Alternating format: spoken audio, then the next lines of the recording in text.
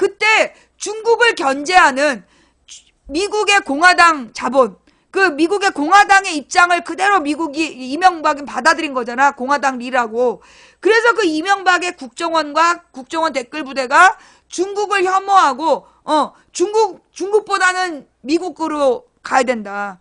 미국과 일본에게 더 친해야 된다. 그런 주장을 하기 위해서 나온 게 혐중이야.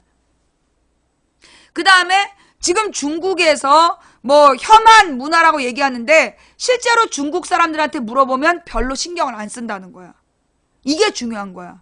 실제로 중국 사람들은 혐한 문화에 신경을 별로 안 쓴대. 예. 지금 중국 사람들이 한국으로 여행을 못 오는 이유는 여행 비자를 중국에서 안 내놓기 때문이야. 중국 사람들은 여전히 한국 문화를 좋아하고 한국에 여행을 오기 바라고 이 사람들은 빨리 사드 문제가 해결되길 바라는 거야. 중국하고 한국의 외교 문제가 빨리 해결되길 바란다는 거야. 예. 그런데 마치 중국 사람들이 막 혐한 문화가 많아진 것처럼 우리나라 언론이 떠드는 거야. 그러면서 혐한 문화가 있으니까 혐 중국으로 맞서야 된다. 이런 개소리를 하는 게 우리의 국정원 민간인 조력자들이라는 거죠. 근데 그게 얼마나 등신 같은 주장인지 지금부터 이 글을 보시면 깜짝 놀랄 거야. 무슨 글이냐 하면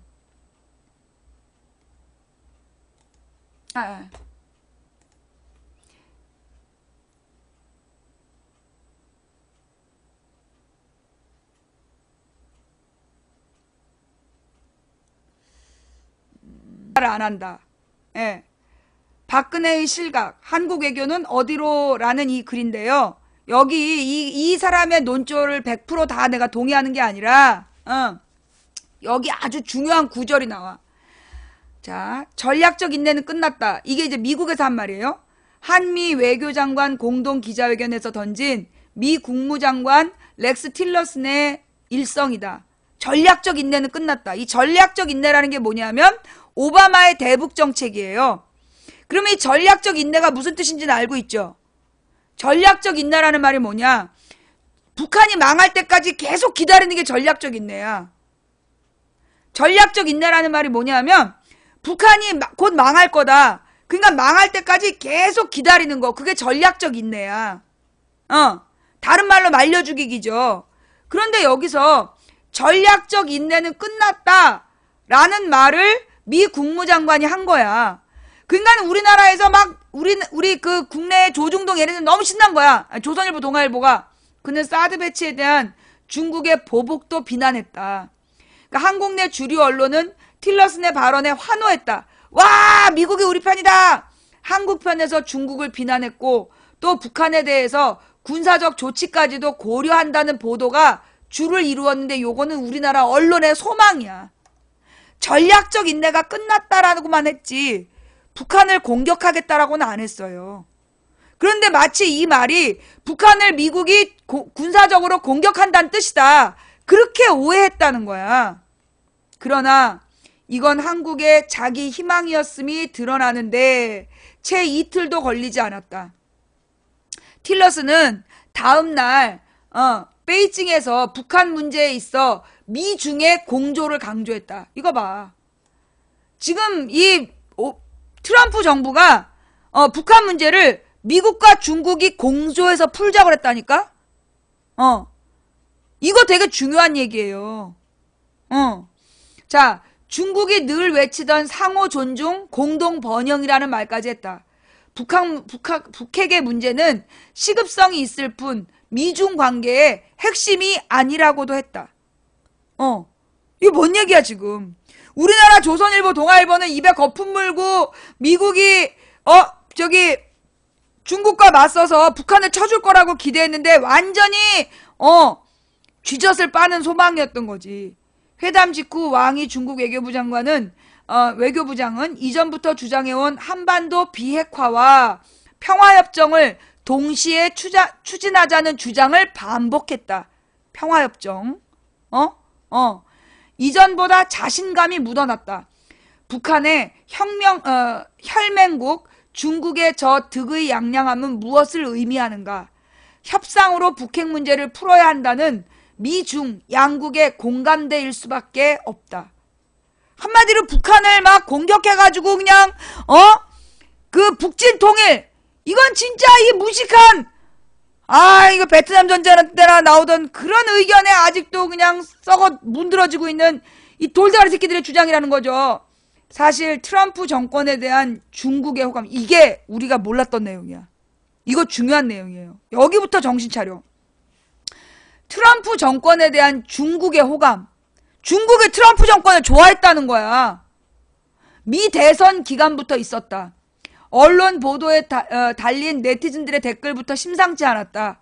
힐러리를 제국주의적 개입주의자로 묘사한 댓글들이 배풀이 되기 일쑤였다.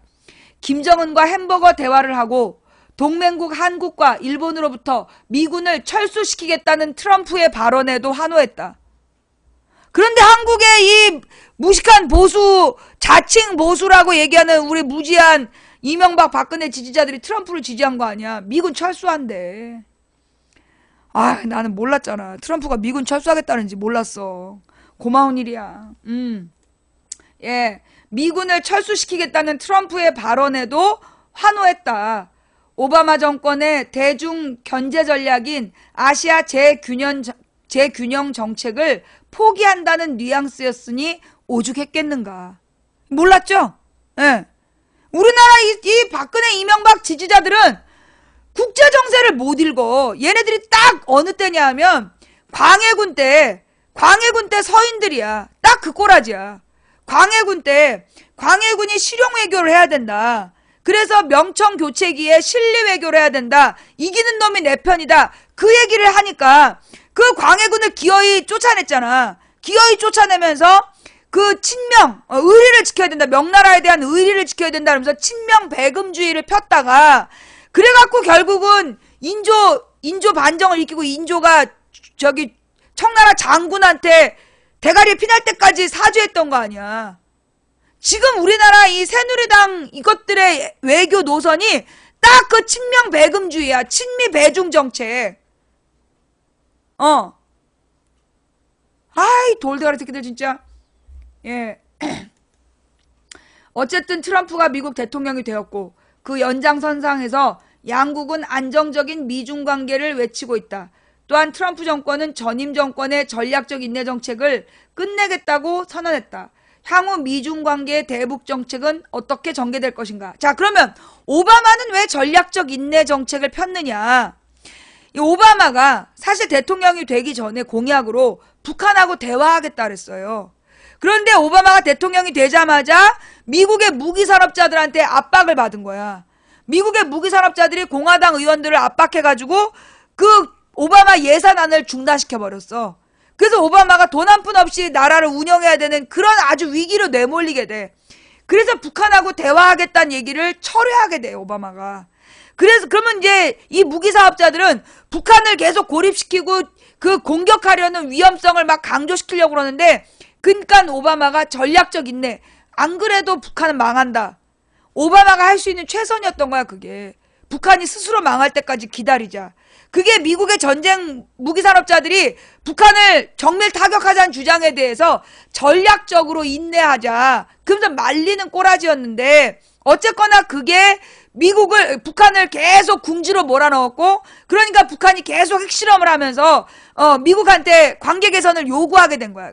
그러니까 북한의 미사일 정책의 목적은 미국으로 하여금 대화하자.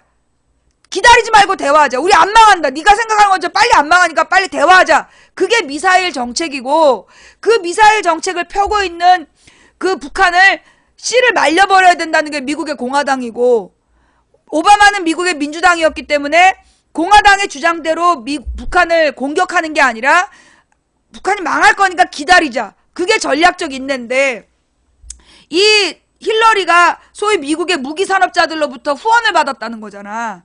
그래서 이 트럼프 지지자들이 힐러리가 대통령이 되면 또 전쟁을 할 거다. 그래서 트럼프가 공약으로 전쟁 반대, 그리고 이 쓸데없이 미군들을 너무 많이 비용을 우리가 미국이 되는 게 뭐 아깝다, 뭐 이런 얘기들을 막 하면서 결국 전쟁 반대가 돈 아까우니까 전쟁 반대. 그게 트럼프의 전략이었다는 거 아니야. 그런데 일단 이 트럼프도 공화당 후보였고 지금 대통령이 되자마자 모든 언론이 트럼프 탄핵을 외치고 있어. 그게 뭐야? 트럼프 길들이는 거야.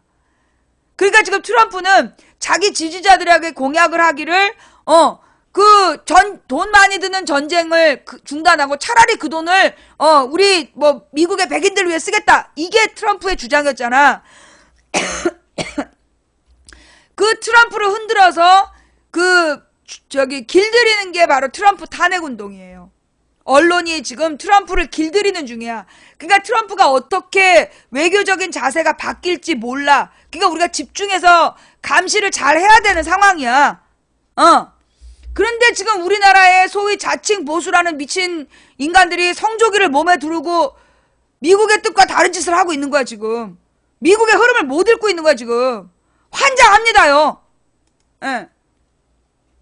자, 그래 또한 트럼프 정권은 전임 정권의 전략적 인내 정책을 끝내겠다고 선언했다.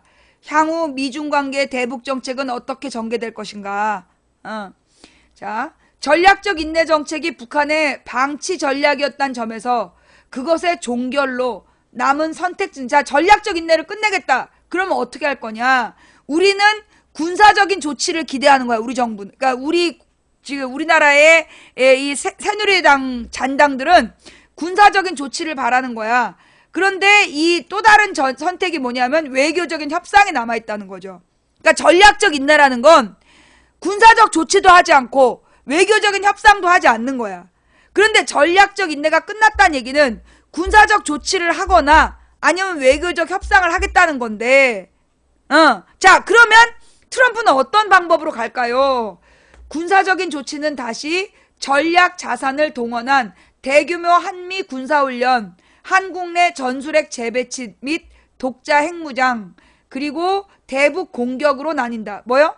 그러니까 전략적 인내가 끝나서 군사적인 조치로는 전략 자산이고 핵무기야. 핵무기를 동원한 대규모 한미 군사훈련, 그리고 한국 내 전술핵 재배치, 한마디로 한국 내에 핵무기를 다시 배치하겠다는 거야.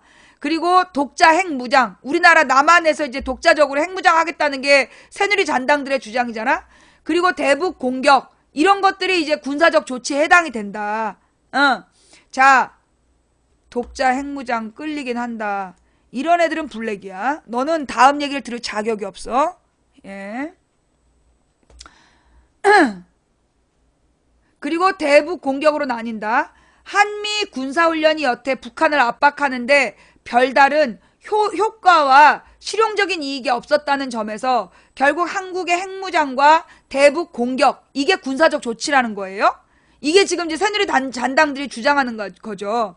트럼프는 대선 시기에 한국 핵무장을 용인하겠다고 발언하기도 했으나 그것이 현실화될 가능성은 희박하다. 왜냐하면 전 세계가 NPT에 가입돼 있기 때문에, 우리나라가 NPT에 가입돼 있기 때문에, 그리고 우리나라가 핵무장을 하겠다는 얘기는 NPT로부터 탈퇴한다는 얘기고, 그러면 그동안의 국제사회에서 북한을 막 고립시키고 욕해왔던 명분이 사라지는 거야. 그러니까 그 가능성이 희박한 거고요. 그리고 미국이 허락하지도 않죠. 우리나라의 핵무기를. 예. 한국 내 전술핵 재배치나 한국의 독자적인 핵무장은 북한의 핵개발을 더욱 정당화시킬 수 있기 때문이다. 더욱이 한국의 독자적인 핵무장은 동아시아의 핵 확산을 초래해 미국의 이익을 심각하게 훼손할 수밖에 없다. 즉 모든 나라가 핵무기를 갖지 마라. 미국이 다 지켜줄게. 이게 미국의 무기장사들의 이제까지의 명분이었는데 우리가 핵무장을 해버리면 미국의 무기장사들의 뭐가 끊겨? 밥줄이 끊기는 거야. 핵무장을 한 한국이나 일본이 미국의 품에서 벗어날 가능성이 크기 때문이다. 미국이 집도끼의 탈출을 용인할 리 없다. 정확하게는 미국의 무기장사들이 이 한국의 독자 핵무장을 허락할 리가 없다는 얘기예요. 뭔 말인지 알겠지? 중국 역시 동북아 핵 확산을 수용할 수 없다. 한국의 핵무장이야 그렇다 치더라도 지역 내 전통적인 경쟁국인 일본의 핵무장은 결코 수용될 수 없다. 왜? 일본 놈들은 이전에 중국을 침략했던 애들이잖아. 그 장단에 타이완까지 핵무장으로 나아가는 상황은 최악이다. 왜냐하면 작은 대만이, 타이완이 중국을 맞서는 유일한 방법은 핵무장밖에 없거든. 그러니까 한국이 남한이 핵무장을 하면 일본과 대만도 핵무장을 하겠다 그러고 이건 곧바로 중국에 대한 위협이기 때문에 중국도 용인하지 않는다는 거야. 타이완이 핵무장을 하게 되면 비평화적인 방식을 동원해서라도 문제를 해결하겠노라고 국제법까지 만들어 놓은 상황이다. 비평화적 방식? 한마디로 대만을 공격하겠다는 거야. 그만큼 중국에게 민감하다. 그렇다면 군사적인 조치 중 남은 것은 북한 공격밖에 없다. 핵시설에 대한 외과 수술식 공습이나 한마디로 그 핵시설을 집중 타격하는 거, 김정은을 죽이는 작전이 그것이다. 이런 시나리오는 현실성이 있는가? 역시 관건은 중국의 태도다. 중국이 동의하지 않는 상황에서 이루어지는 대북 공격은 곧 미중 군사 충돌을 의미하기 때문이다. 중국은 여전히 북한이 제3국으로 공격받을 때 지체 없이 개입해 도와줘야 될 동맹국 관계이다. 예. 자, 불꽃님 모르네? 시청자 이름을 부르면 블랙이라 그랬지? 그렇다면, 예. 자, 그래서, 여기 집중을 해. 그 헛소리들 하지 말고! 니네들한테 피가 되고 살이 되는 기사를 지금 내가 목이 아파 죽겠는데도 읽어주고 있으면, 정신 똑바로 차리고 들어야지. 어디서 개소리하고 지금 쥐뿔도 안 되는 거 갖고 아는 척하고 지랄이야. 굶어 뒤지게 생긴 거 지금 살릴 방법을 알려주고 있는데.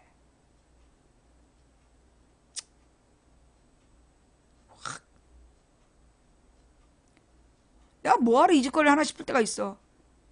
그러나 니들의 찌질한 불치병이야. 내가 그래서 용서하는 마음으로 다시 할 테니까 집중해서 들어. 자, 중미 관계 분위기가 좋다고 중국이 미국의 대북 공격까지 용인할 수는 없다. 이게 무슨 얘기일까? 중국하고 미국이 관계가 좋아. 분위기가 좋아. 그렇다고 해서 중국에서 미국이 북한을 공격하는 걸 용인하지 않는다는 거야. 필자와 친분이 있는 중국 내 관변 연구자, 한마디로 중국 정부의 입장을 대변하는 사람이란 말이야. 미중 양국 간의 상호 신뢰가 그 정도까지는 아니란 얘기다. 사실 어느 정도의 상호 신뢰가 있어야 미국과 중국의 대북 공동 통치가 가능한지도 불확실하다. 막상 북한 정권 붕괴 후 어떠한 상황이 벌어질지 아무도 모르기 때문이다. 강대국 간의 관계는 늘상 그래왔다. 해방 전국 한반도 신탁 통치가 실패한 바로 그 이유다. 중국이 김정은 정권을 비호하는 것은 그가 좋아 그런 것이 결코 아니다. 극단적으로 북한 정권이 누가 되든 상관없다. 핵심은 한반도 북부 지역의 지정학적 가치다. 바로 이 가치 때문에 1592년, 1894년, 1950년 중국 군대는 압록강을 건넜다. 내부적으로 국력이 쇠퇴하거나 혼란스러운 상황에서도 군사 개입을 했는데 G2로 부상했다는 지금은 오죽하겠는가. 대북 방치 전략이 실패했고 또 대북 군사 조치도 현실성이 없다면 남는 건 결국 협상밖에 없다.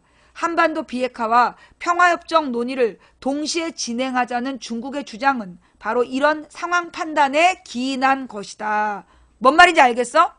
군사 조치는 불가능하다는 거야. 우리에게 남은 카드는 이 대북 협상밖에 없다는 거예요. 예. 미국 역시 외교적인 해결밖에 다른 수가 없다는 걸 알기 때문에. 왜? 지금 미국이 전쟁을 하자 그러면 어떤 나라가 도와줄까? 자, 미국에서 전쟁을 하는 경우는 뭐냐 하면 소위 영국이나 프랑스나 이런 나라들을 동원해가지고 전쟁 비용을 대게 하는 거야. 그래서 미국의 무기들을 팔아먹는 거거든. 미국의 무기를 미국이 쓰는데 그 돈을 영국, 프랑스로 대라는 거야. 그런데 지금 EU가 쪽박이 났어. 그 다음에 EU도 전쟁에 반대해. 그러면 지금 전쟁을 일으키면 한마디로 미국 무기를 돈을 댈 게 누구밖에 없어? 미국밖에 없는 거야. 근데 미국은 낼 돈이 없어 지금. 국가 부채가 너무 많기 때문에. 그러니까 미국 입장에서도 전쟁을 할 수 없다는 얘기예요. 전쟁의 공포를 팔아서 무장하라고 부추기고 그래서 쓰지도 못할 무기를 팔아먹어야 그게 효과적인 거지. 실제로 전쟁을 했을 때는 미국이 적자가 나는 거야. 뭔 말인지 알겠어요? 뭔 말인지 알겠어? 지금 여러분이 읽고 있는 기사의 핵심이 그 내용이야. 무슨 얘기인지 알겠어요? 그러니까 이 군사적인 조치라는 게 다 이게 주둥이 터는 새끼들이 하는 말이지 실제로는 현실성도 없는 거고 전쟁을 했을 때 돈 내겠다는 애들이 없는 거야. 그러니까 미국에서 미국에서 아니요 전혀 못 알아듣겠다는 얘기야? 못 알아듣겠어? 그게 너야? 내 말에 이해도 못하겠고 그 주둥이 터는 게 나다 뭐 이런 얘기인 거지? 지금 전혀 이해를 못하겠다. 너네들은 앉아 있어봤자 이해 못하잖아. 그지? 나가. 너네 같은 애들은 그 앉아 있어봤자 전혀 이해를 못하기 때문에 그 나가. 시간 낭비야. 왜 이렇게 시간을 낭비해? 우리 각자 이렇게 그 알아들을 사람만 알아들어. 너네들은 박근혜한테 가서 얘기를 들어. 자, 무슨 얘기인지 알겠죠? 지금 그래서 이 북한에 대해서 군사적인 조치를 하겠다는 얘기는 실현성이 없다. 미국도 전쟁할 마음이 없어. 트럼프도 전쟁할 마음이 없어. 거기다가 지금 우리나라에서 전쟁을 하면 북한보다 우리나라의 피해가 더 커. 누굴 위해서 전쟁을 하냐고. 결국은 이거는요. 그러면 전쟁하자 북한을 가서 공격하자고 주장하는 새끼들은 진짜 전쟁하자는 거 아니야. 실제로 군대도 안 갔다 온 새끼들이 저 주장을 하는 거야. 왜냐하면 진짜 전쟁을 해본 사람은 전쟁을 원하지 않아. 그럼 이 새끼들이 원하는 건 뭐냐? 전쟁의 공포를 팔아서 미국의 무기를 더 사고 그 미국의 무기를 더 사서 그걸 고철로 만들어서 팔아먹고 그거 돈 띄어먹으려는 놈들. 그런 새끼들이 지금 전쟁하자 북한을 공격하자 이런 개소리를 하고 있는 거예요. 전쟁의 공포를 팔아서 콩고물을 얻어먹으려는 새끼들. 자, 집중 마저 읽을게요. 미국 역시 외교적인 해결밖에 다른 수가 없다. 미국 역시 외교적인 해결밖에 다른 수가 없다는 걸 알기 때문에 내심 이런 제의를 받고 싶어 한다. 방치하면 할수록 북한의 핵능력이 위협적으로 변하고 중국 때문에 대북 군사적인 조치도 현실성이 없다면 유일하게 남는 건 협상밖에 없다. 그래서 미국도 협상을 원한다는 거야. 2016년 5월 제임스 클래퍼 미 국가정보국장이 비밀리에 방한해서 박근혜 정권에게 평화협정 논의에 관한 의사타진을 했던 이거 봐! 이거 봐! 여러분 이거 기억나요? 내가 2016년 여름에 내가 그런 얘기를 했어. 평화협정이 생각보다 가까이 올 수 있다.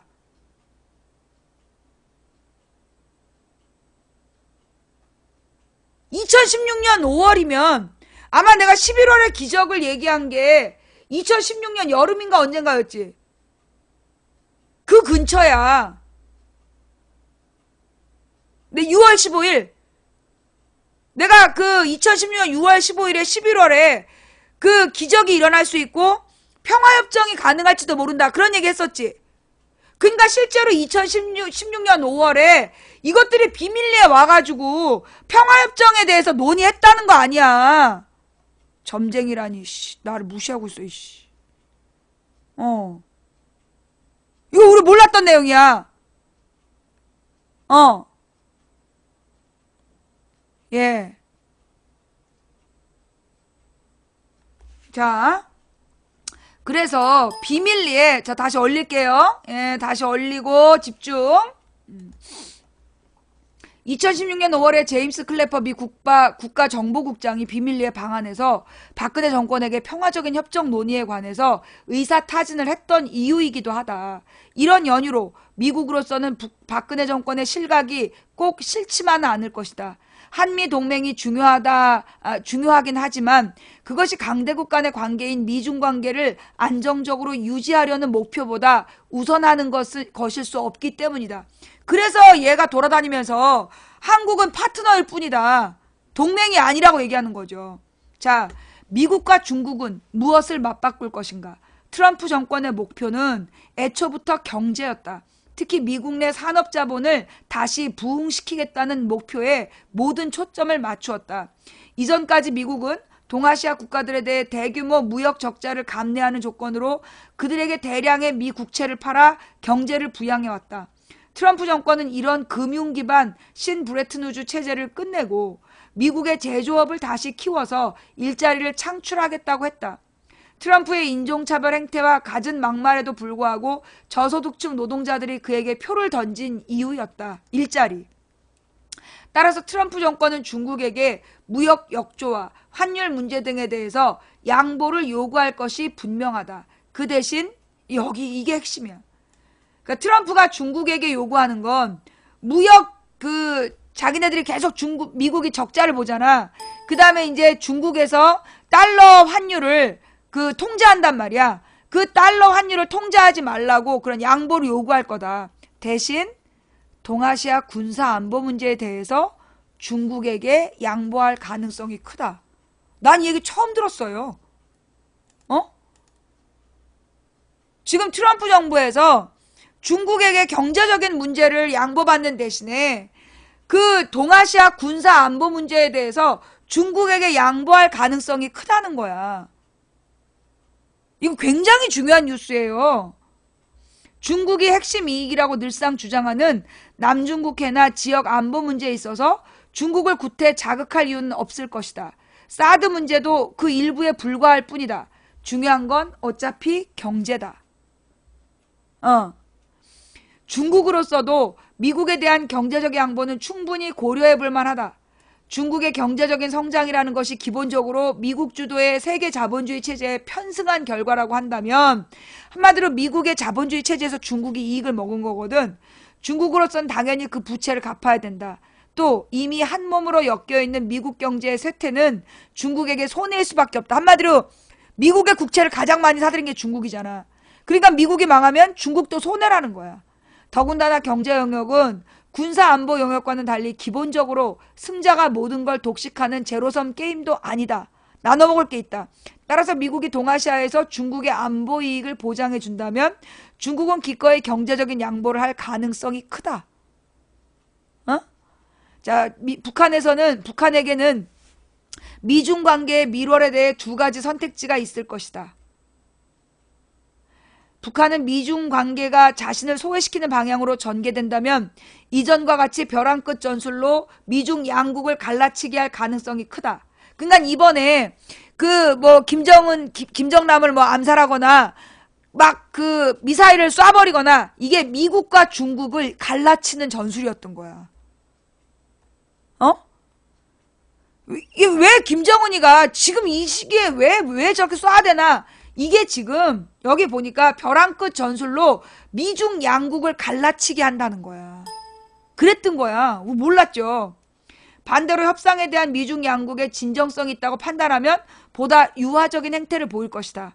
물론 협상 판돈을 키우기 위해서 벼랑 끝 전술을 구사할 수도 있다. 그러나 본심이 아니라는 거죠.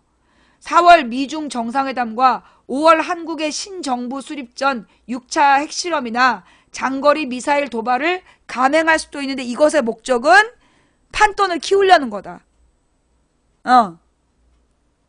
예. 사실 북한이 핵실험을 하고 ICBM 실험 발사를 한다고 해도 미중 양국이 이전과 근본적으로 다른 조치를 취할 가능성은 크지 않다. 그런 행위는 미중 양국이 설정한 레드라인이 아니기 때문이다. 특히 중국으로서는 북한이 전면적 전쟁 도발 징후라는 레드라인만 넘지 않는다면 북한 행태를 용인할 거다. 김정은 정권에 대한 피로감과 북한의 지정학적 가치는 역시 전혀 별개의 문제이다. 그래서 얘네들이 이렇게 두 손 꼭 붙잡고 친분을 과시하고 있는 거야. 그러니까 대한민국의 소위 자칭 보수라는 이 10세들만 말귀를 못 알아듣고 그 국제정세 흐름을 못 읽고 지금 북한을 공격해 주나 보다 이러면서 환호성을 지른 거야. 아이 쪽팔림. 예. 자, 한국은 무엇을 할 것인가? 박근혜 정권의 외교는 처절히 실패했다. 미국의 반대를 무릅쓰고 전승절 행사에 참가해 한중 우호를 과시하더니 불과 몇 개월 지나지 않아 중국의 강력한 반발에도 불구하고 사드 배치를 결정했다. 그야말로 종잡을 수 없는 널뛰기 외교였다. 비선 세력의 농단이 외교 안보 사안에도 자행되었음을 어렵지 않게 추론할 수 있다. 한마디로 최순실이 무식해서 그런 널뛰기 외교를 했다는 거야. 그게 사실이라면 관련 외교안보 관련자들은 정말로 부끄럽게 생각해야 한다. 도대체 그 내내 뭘 했단 말이냐. 곧 시작될 한국의 신정권은 미중관계 구조를 정확히 독해해야 한다. 한반도 분쟁을 절대로 바라지 않는 그들의 담합관계를 간파해야 한다. 그리고 이렇게 외쳐야 된다. 우리는 스스로 한반도 안정을 위해 모든 노력을 기울일 것이다. 적극적으로 남북관계를 개선해 도발적인 북한을 변화시키겠다. 도와달라. 그것이 너희들의 이익에 부합하니까. 이게 육자회담의 논리였어요. 인간사와 마찬가지로 국제정치도 결국 행위자 간의 권력 관계로 돌아간다. 권력자는 거짓말을 해도 권력은 거짓말을 안 한다. 한반도를 둘러싼 강대국들이 온갖 거짓말을 해대도 그들의 힘은 거짓말을 안 한다. 그들의 거짓말을 간파해야 하고 동시에 그들 사이의 세력 관계를 냉철히 분석해야 할 이유이다. 자, 여러분 지금 굉장히 긴 기사인데요. 이게 프레시한 기사예요. 미국과 중국의 힘은 거짓말을 안 한다라는 박홍서라는 코리아 연구원 연구위원이 쓴 글이에요. 대단하지? 굉장히 중요한 뉴스인데 이런 뉴스는 절대 네이버 메일에 안 떠. 이런 뉴스는 절대 네이버 메일에 안 떠. YTN에도 JTBC에도 안 나와. 그래서 이 국제관계에 대해서 그러니까 누가 필요해? 망치 부인이 필요한 거야. 이런 걸 이렇게 단어 설명하면서 중국의 역사적 배경까지 설명한 다음에 이걸 읽어주는 망치 부인이 있다는 게 이 여러분들에게는 별 도움이 안 되나? 예.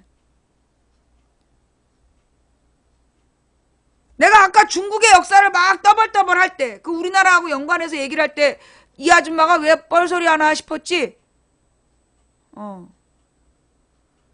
이게 다 연관되는 이야기야.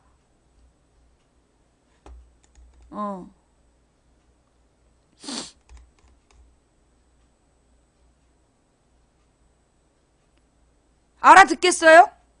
오늘 이거 방송, 오늘의 중국과 한국의 역사, 중국과 한반도의 역사 이야기, 그래서 6월 15일에, 망치 부인의 선포, 역사를 정리하면서 북미 간의 평화협정이 맺어진다. 역대 미국 대통령의 임기 정리까지 했어요, 그날.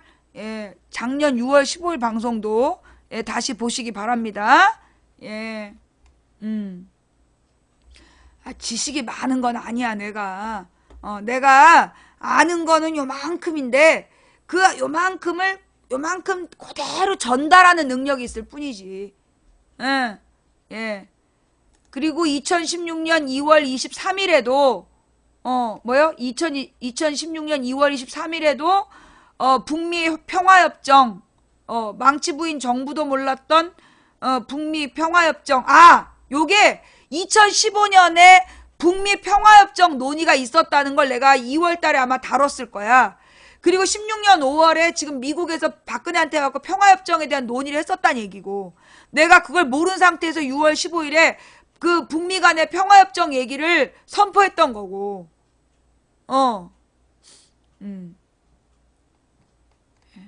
음모예요, 음모예요. 음모는 네 빤스 속에 있고, 없어? 빤스에? 네가 이제 빤스 속에 음모가 자라날 때쯤 되면 철이 들겠지? 예. 자, 좌우지간 이게 사드 배치가요. 사드 배치를 하냐 마냐 이 문제만 바라볼 게 아니라 그 전반적인 미국과 중국의 역사, 한반도의 역사 요런 것들을 전부 다 이게 통 크게 봐야 되는 거야. 이게 통 크게 다 보고 성 발언이 불편하네요. 이걸 또 성 발언으로 들었어? 잠깐만. 블랙이야. 불편한데 왜 들어? 꺼져. 예. 예. 자. 집중하세요. 예. 방금 파란색 크크크가 운영자야? 미안해요. 나 걸린 거야? 자, 대구 제조업체 78%가 사드 보복으로 경영 영향받아.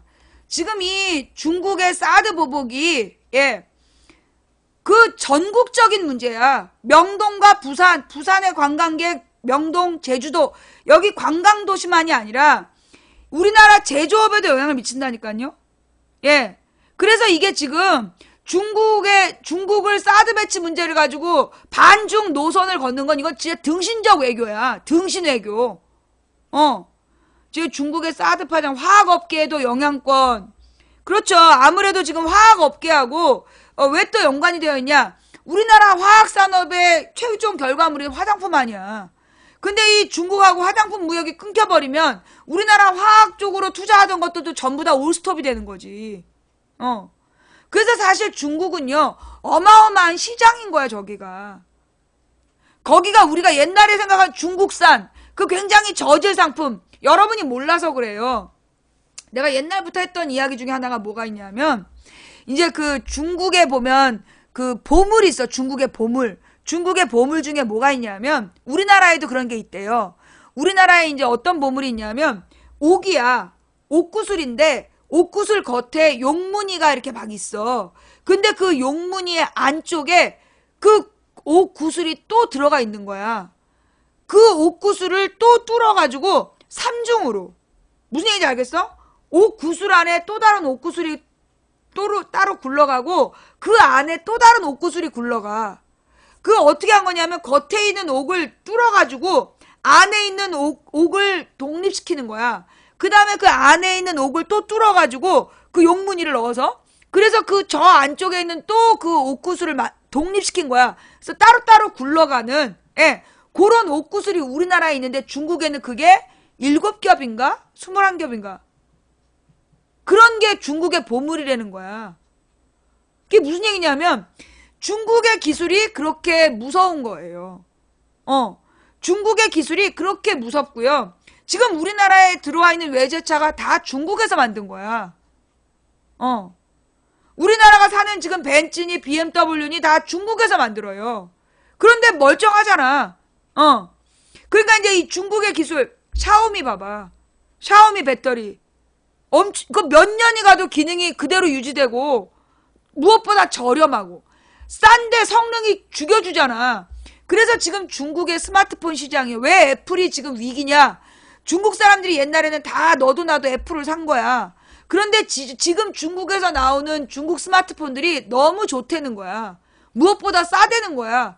그래서 지금 중국의 그 스마트폰이 급성장을 하면서 우리나라 삼성도 죽고 애플도 죽어가는 거야. 뭐냐면 그만큼 중국이 소비 능력이 지배하는 거야. 안 좋은데? 여러분 몰라서 그래요. 중국의 지금 전자제품이 엄청 좋아지고 있어요. 무엇보다 그게 왜 가능했는지 알아? 이제까지 중국에서 그 많은 컴퓨터 칩 중국에서 생산했잖아. 기억 안 나? 우리나라 1990년대부터 2000년대 초반까지 그 인터넷 칩들 컴퓨터 칩을 다 중국에서 생산했잖아. 그때 IT 기술이 다 넘어간 거야. 거기서 물건 만들어가지고 IT 부품들 다 중국에서 만들었잖아. 그러니까 지금 중국이 갖고 있는 기술이 세계 최고로 다가가고 있는 거야. 생산 기술이. 물론 이제 핵심 기술이 이 핵심 기술이 다 모방이고 애플이나 이런 데가 가지고 있는 기술이 있다고 쳐도 그게 중국이 따라잡으려면 금방 따라잡을 거야. 중국이 따라잡으려면 금방 따라잡을 거야. 예. 우리나라에서도 핵심 기술이 중국으로 많이 넘어갔어. 그 OEM 때문에.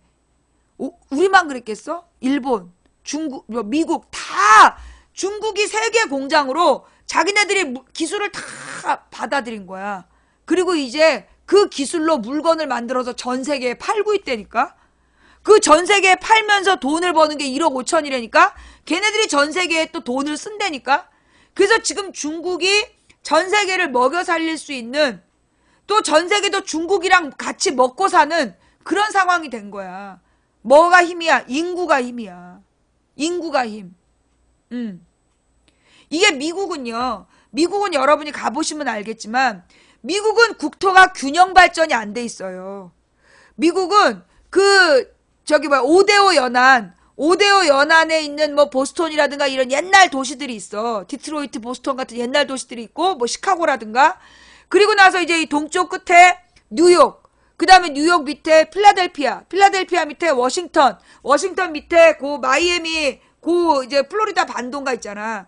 그리고 나서 저기 뭐야, 그걸 무슨 말이라 그러냐?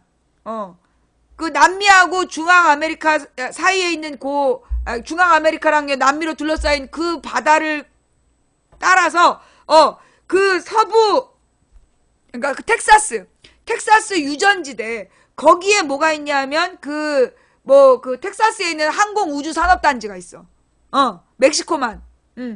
그 멕시코만 일대로 텍사스 그 항공우주산업단지가 있고, 그 다음에는 요 서부 해안을 따라서 뭐 샌디에고, LA, 그 다음에 시애틀, 샌프란시스코, 시애틀 이렇게. 그래서 이 미국의 주요 도시들이 주로 해안선에 띄엄띄엄 있어. 그리고 그 도시와 도시들 사이가 별로 그렇게 사람들이 많이 살질 않아. 그러니까 여러분들이 CSI, 뭐 라스베가스 이런 거 봐봐. 도시에서 조금만 멀어지면 사막이고 사막에 막 시체들 묻어놓고 있잖아. 그래도 모르잖아. 그 미국의 수사 드라마들을 보면 미국이 얼마나 척박한지를 알 수 있어요. 실제로 이 미국이 그 중서부 지방은 거의 대도시가 없어.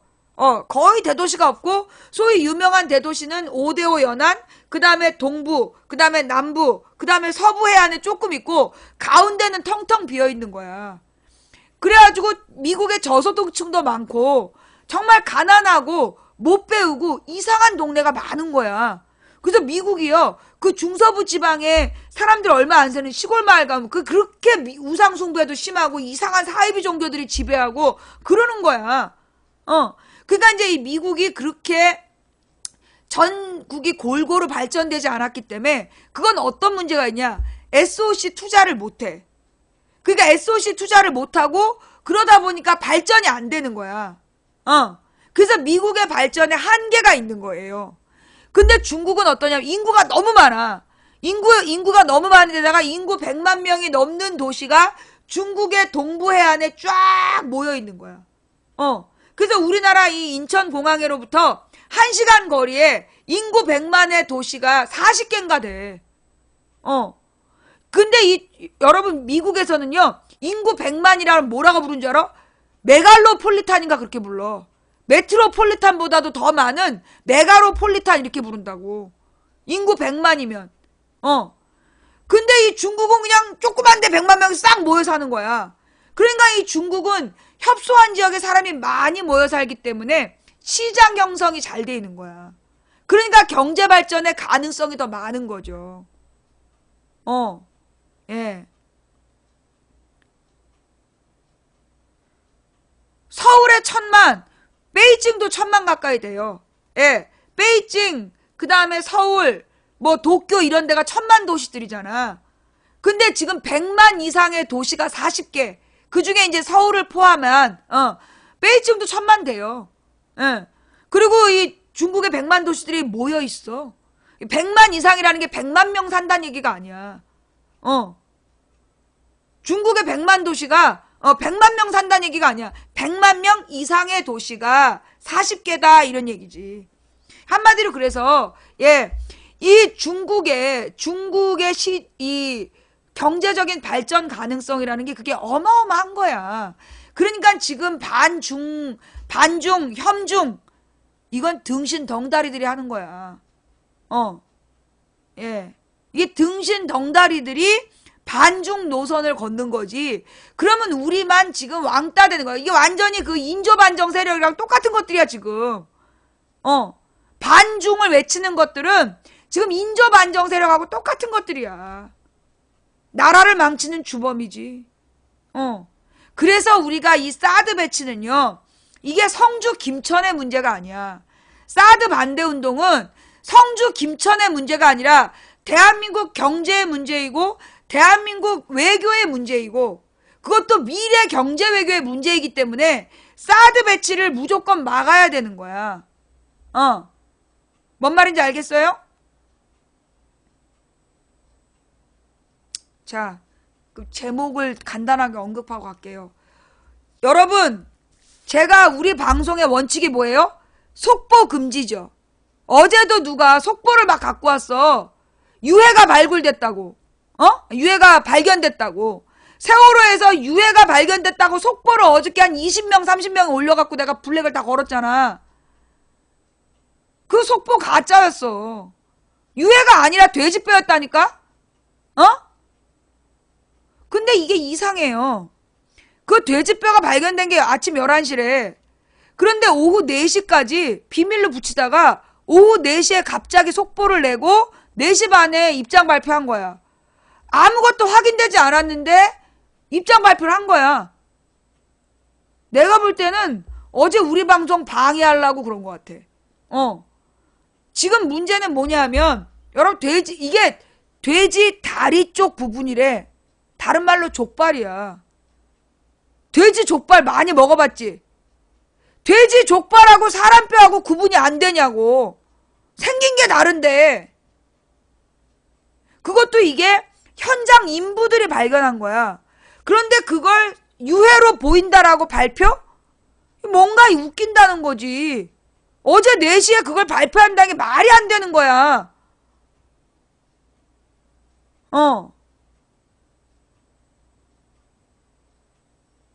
그러니까 이게 지금 그러니까 얘네들이 뭔가 불손한 의도를 가지고 그 돼지족발을 사람뼈라고 막 그 희화화한 것 같아. 뭔가 나쁜 의도를 갖고 발표했을 거라고 보여. 누군가가 그거를 일부러 나쁜 의도로 그 뉴스를 만들었을 거라고 봐. 그런데 나는 이게 전화위복이 될 거라고 봐. 무슨 얘기냐? 이 뼈가 발견되기 전까지, 이 돼지뼈가 발견되기 전까지는요, 유실 방지 대책을 유가족이 요구하는데 개무시를 했대. 지금 인양단에서 인양하는 이것들이 지금 유실될 수 있다. 근데 이것들 계속 개무시를 했대. 지금 인양하는 이 정부 해수부가 개무시를 했는데 어제 그 돼지뼈가 발견이 돼가지고 그래가지고 유실 방지망이 헛것이다. 말도 안 된다. 그래서 유가족들이 막 비판해왔던 그 내용이 받아들여진 거야. 전화위복이야. 그러니까 그 돼지뼈 때문에 돼지뼈로 이 온 나라가 발칵 뒤집어진 덕분에 지금 해수부가 인양하면서 유실 방지 대책을 세우지 않고 있다라고 유족들이 계속 불만을 제기해 왔는데 불필요한 불만인 것처럼 개무시를 하다가 돼지뼈가 발견돼가지고 유가족들의 말이 옳다. 이게 무슨 일이냐? 어떻게 이 뼈가 유출될 수 있냐? 문제의식이 된 거지. 그래서 우리가 이 어제 돼지뼈 사건은 2가지를 배워야 돼. 첫째, 이 돼지뼈를 사람뼈라고 발표한 새끼들은 뭔가 불손한 의도가 있었다. 그런데 그 불손한 의도가 뭐였든지 간에 결과적으로 세옹지마가 됐다. 유족들이 이야기했던 유실방지 대책이 부족한 해수부의 문제점이 여실히 드러나고 인증이 된 거다. 그 부분은 우리가 긍정적으로 파악해야 될 부분이다. 라는 게 하나. 2번째는 뭐냐? 속보 또 갖고 오면 뒤져. 특히 우리 생방송 중에 속보 갖고 오면 뒤지는 줄 알아. 만약에 여러분이 생방송을 듣고 있는데 뭔가 속보가 떴어. 그러면 함께 읽는 뉴스에 올려놔. 근데 제목밖에 없고 기사가 없다. 그런 거 올리면 블랙이야. 알았어? 우리 방송에서 속보를 금지하는 이유예요. 뭐냐 하면 이거 내가 얘기하면 안 믿지만 뉴스의 시대라고 알랭드 보통이라는 사람이 쓴 책에 의하면 일부러 권력자들이 속보를 뿌린다는 거야. 미확인 사실을 속보로 계속 뿌리는 거야. 그래서 사람들이 속보에 막 끌려다니면서 막 좌지우지 하다 보면, 그러니까 우왕좌왕 하다 보면 줄기 있는 생각을 못 한다는 거야. 팩트 확인이 안 되는 속보를 막 뿌려가지고 국민들을 막 혼란에 빠뜨리는 거야. 그래서 지금 보고 있는 중요한 내용을 못 보게 하는 거지. 어제 같은 경우에는 신자유주의의 문제점. 그래서 이 유태인 자본들이 미디어와 무기회사와 제약회사의 자본을 쥐고 세계를 주무르고 있다. 그게 신자유주의의 실체다. 그런 이야기 못 듣게 할 때 속보를 터뜨린다는 거야. 뭔 말인지 알았지? 그래서 우리 방송에서는 속보를 금지시킨 거야. 2012년부터. 11년부터. 무슨 얘기인지 알겠어요? 그러니까 그 속보, 그러니까는 여러분 보시면 막 생방송 중에 뜬 뉴스 내가 확인하고 내일 할게요. 그 이유가 그거야. 근데 어저께 세월호 문제였기 때문에 내가 어제 다뤘는데 그게 돼지뼈였다는 거 아니야, 씨발. 그래서 우리 방송은 속보를 다루지 않아요. 왜냐하면 이 속보라는 게 대부분이 미확인 사실이야. 그래서 우리 방송은 2011년부터 속보를 금지하고 있어요. 그러니까 속보 갖고 오지 마. 무슨 얘기인지 알겠죠? 그래서 어저께 속보 갖고 왔다가 블랙 당한 사람들을 안 풀어줄 거야. 자, 돼지뼈 방송에 나왔어. 지금 그거 사람뼈가 아니라 돼지뼈라고 아까 저기 아침 방송에 나왔잖아. 또 못 믿구나. 방송에 나왔나요? 어저께 손석희 뉴스에 나왔어. 제일 먼저 손석희 뉴스에 보도가 나왔어. 돼지뼈로 추정된다고. 그리고 김현정 쇼에도 나왔고. 두 가지 뉴스 한번 봐봐. 아니 아침에 CBS 뉴스에 세 개 다 나왔어. 박재영에도 나오고 이재용에도 나오고 김현정에도 나오고 어제 JTBC 뉴스에도 나왔어요. 손석희 뉴스 밤 10시에 했잖아. 그때 동물뼈라고 나왔어. 예. 사람 뼈는 아니라는 거야. 여러분 족발하고 여러분 본즈라는 드라마 안 봤죠? 본즈라는 드라마를 보면 하루 종일 뼈가 나와. 사람의 뼈하고 족발하고 많이 달라. 그거를 구분을 못한다는 건 말이 안 돼. 여기서 중요한 건 뭐냐면 지금 인양을 하고 있는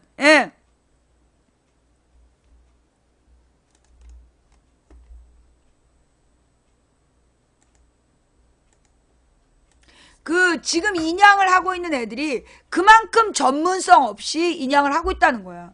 사람뼈, 돼지뼈 구분도 못하는 애들이 인양을 하고 있다. 그러니 얼마나 주먹구구식으로 하고 있겠냐. 그게 문제의 핵심이라고. 예.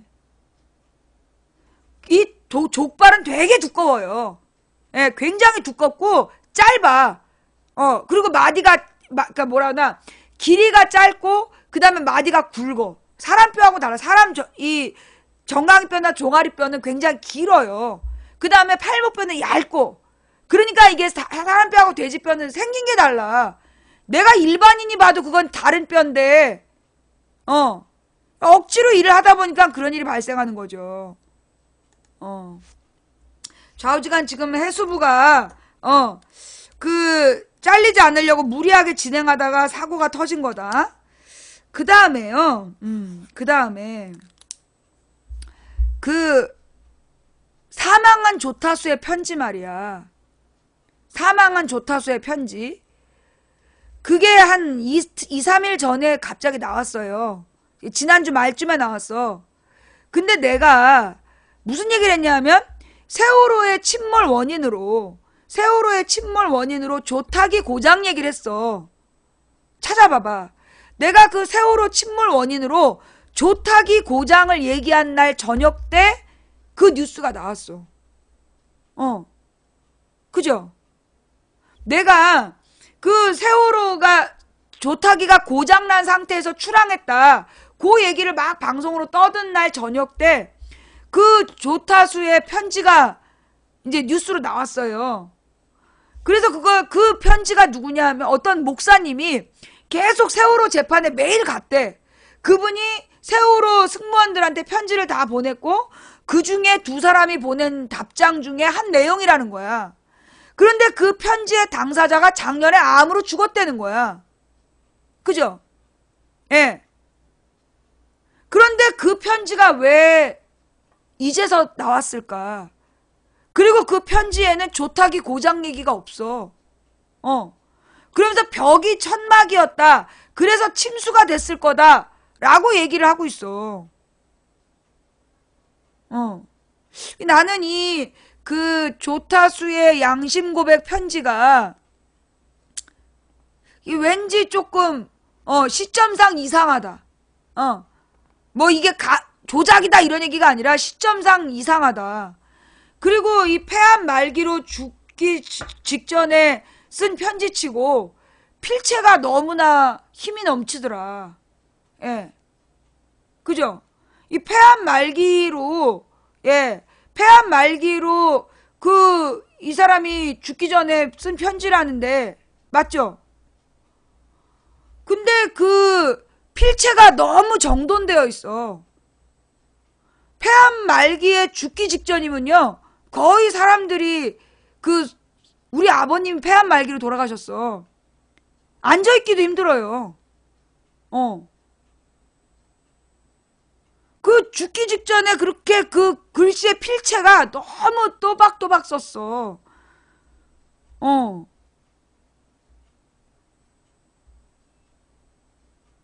대필? 이제 대필론이 나오는 거야? 누가 대필했대? 그건 좀 아닌 것 같고요. 예. 좌우지간 나는 그 편지가 조금 그 왠지 논점을 가리는 것 같다. 무슨 논점? 지금 침수의 원인은 천막 때문이 난 아니라고 봐. 그 웃기는 게 뭐냐면요, 조타수의 고백이야. 그러면 조타기에 대한 얘기가 나와야 되잖아. 근데 조타수의 양심 고백이 무슨 천막으로 가려져 있어서 침수의 원인이 됐다? 조타기가 뭐냐면 이제 그 방향, 배의 방향을 정하는, 배가 쭉 진행을 할 때 조타기를 이렇게 하면 배가 배가 이쪽으로 가고, 조타기를 이렇게 하면 배가 이쪽으로 가고 그러는 거잖아.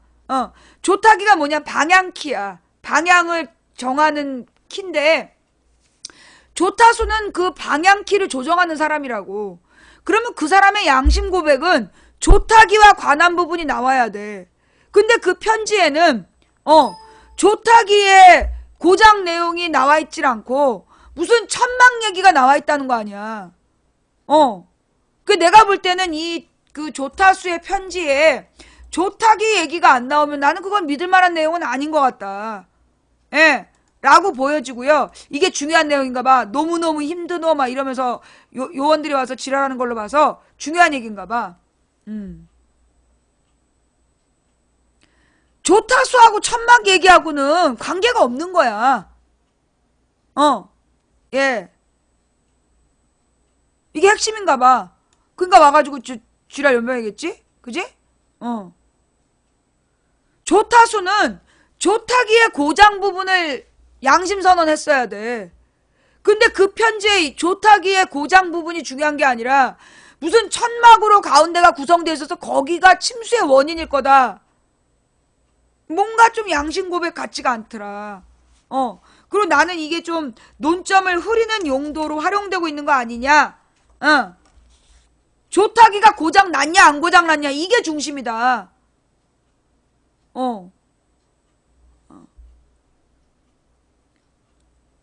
대신 썼단 말이 나와요? 편지 뉴스에? 누가 대신 써줬다고 나와? 그럼 대신 썼다 그러면 잠깐만, 대신 썼네요 라고 하신 님, 대신 썼다는 뉴스가 있어요? 못 믿는다는 거야. 결국 이게 사망자의 필체인지도 확인을 해봐야 되고, 대신 썼다 그러면 그게 사망자의 편지인지 어떻게 알아? 뭔가 말이 안 되는 거지. 좌우지간 조타수의 그 천막 이야기가 엄청 뉴스로 뜨고 있는데 나는 별로 신뢰가 안 간다. 조타수의 양심 고백의 내용이라고 믿기 어렵다. 예.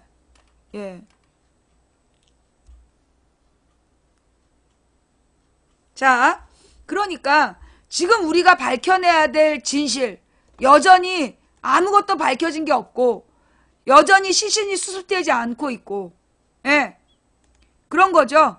예, 지금 쟤네들이 계속 이제 이 뭐라 그러나 세월호에서 그 시신을 수습해야 되잖아, 미수습자를. 근데 이제 내가 볼 때는 이 뼈 얘기, 난 이거 뭔가 수상하다고 느끼는 게, 여러분 그 백남기 농민 있잖아요. 백남기 농민이 돌아가시기 전날 돌아가셨다라는 소문이 급속도로 퍼졌어. 그래서 어떤 효과를 가져왔냐 하면 실제로 백남기 농민이 사망했을 때 슬픔이 반감됐어요. 나는 이 돼지뼈 사건이 실제로 세월호 유족들을 발견했을 때 그때 국민들의 분노라든가 어떤 충격을 뭔가 이렇게 물타기 하려고 한 거 아니냐. 그런 느낌이 하나 들고, 좌우지간 이 돼지뼈하고 사람뼈를 구분을 못했다는 게 난 이해가 안 돼. 그걸, 그래, 현장 작업자들은 그 뼈에 대해서 몰랐다고 쳐. 그런데 이 인양을 책임지는 사람들 중에 그걸 확인도 안 해놓고 이걸로 추측된다는 보도가 나왔다? 말이 안 되는 얘기야. 그지? 그리고 지금 이 조타수의 천막 외벽 얘기도 나는 이 세월호의 침몰 원인을 뭘로? 우리 망치 부인은 계속 지속적으로 얘기하는 게 불법 과적, 그 다음에 불법 중축, 그리고 고장난 조타기, 이런 걸로 내가 지금 계속 주장하고 있잖아? 그러면서도 불법 과적에 그 제주도의 미해군 기지로 가는 철근.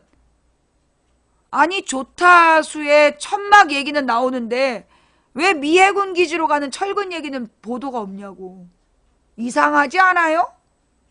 지금 세월호 침몰 원인에 대해서 우리 모두가 관심을 갖는 지금 제주도 그 해군기지를 짓기 위해서 무리하게 과적돼서 갔던 철근 400톤 이야기 왜 뉴스에 안 나와?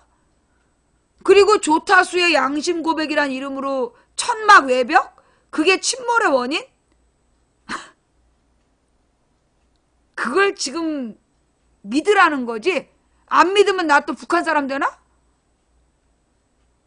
뭔가 이거 언론들이요.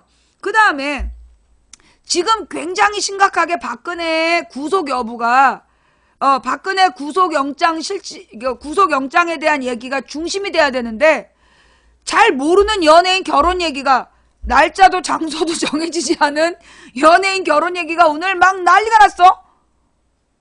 뭐 하자는 거지? 그리고 막 2010년에 무슨 가사로 최진실을 욕했다고 최진실 자식이 욕한 게 지금 또 막 뉴스가 되고 요즘 뭐 하자는 거지? 지금 이 세월호 인양 과정에서 지금 세월호를 이제 인양해가지고 옮겨 심는 작업 그걸 한 바다가 그 전혀 안전한 바다가 아니라며 왜 거기서 했는지 모른다며 웃기는 건 거기까지 배를 뒤 구멍을 연 채로 1시간인가 갔다며 1시간 반인가를 그래서 그때 많은 내용이 유실됐을 거다 그런다는 거 아니야. 그런 비판이 나올 때쯤 돼지뼈 소동 그리고 내가 조타기 문제 얘기하니까 조타수의 천막 뭐에 대한 편지 뭔가 좀 이상해. 내가 뭐 확정적으로 얘기하는 건 아닌데 뭔가 시점상 국민들을 자꾸만 헷갈리게 하려고 그러는 것 같다. 그냥 감인데 뭔가 좀 수상하다. 그러니까 이런 때일수록 정신 똑바로 차리자. 그게 이제 망치 부인의 그게 망치 부인의 오늘의 메시지였다. 자, 아이고.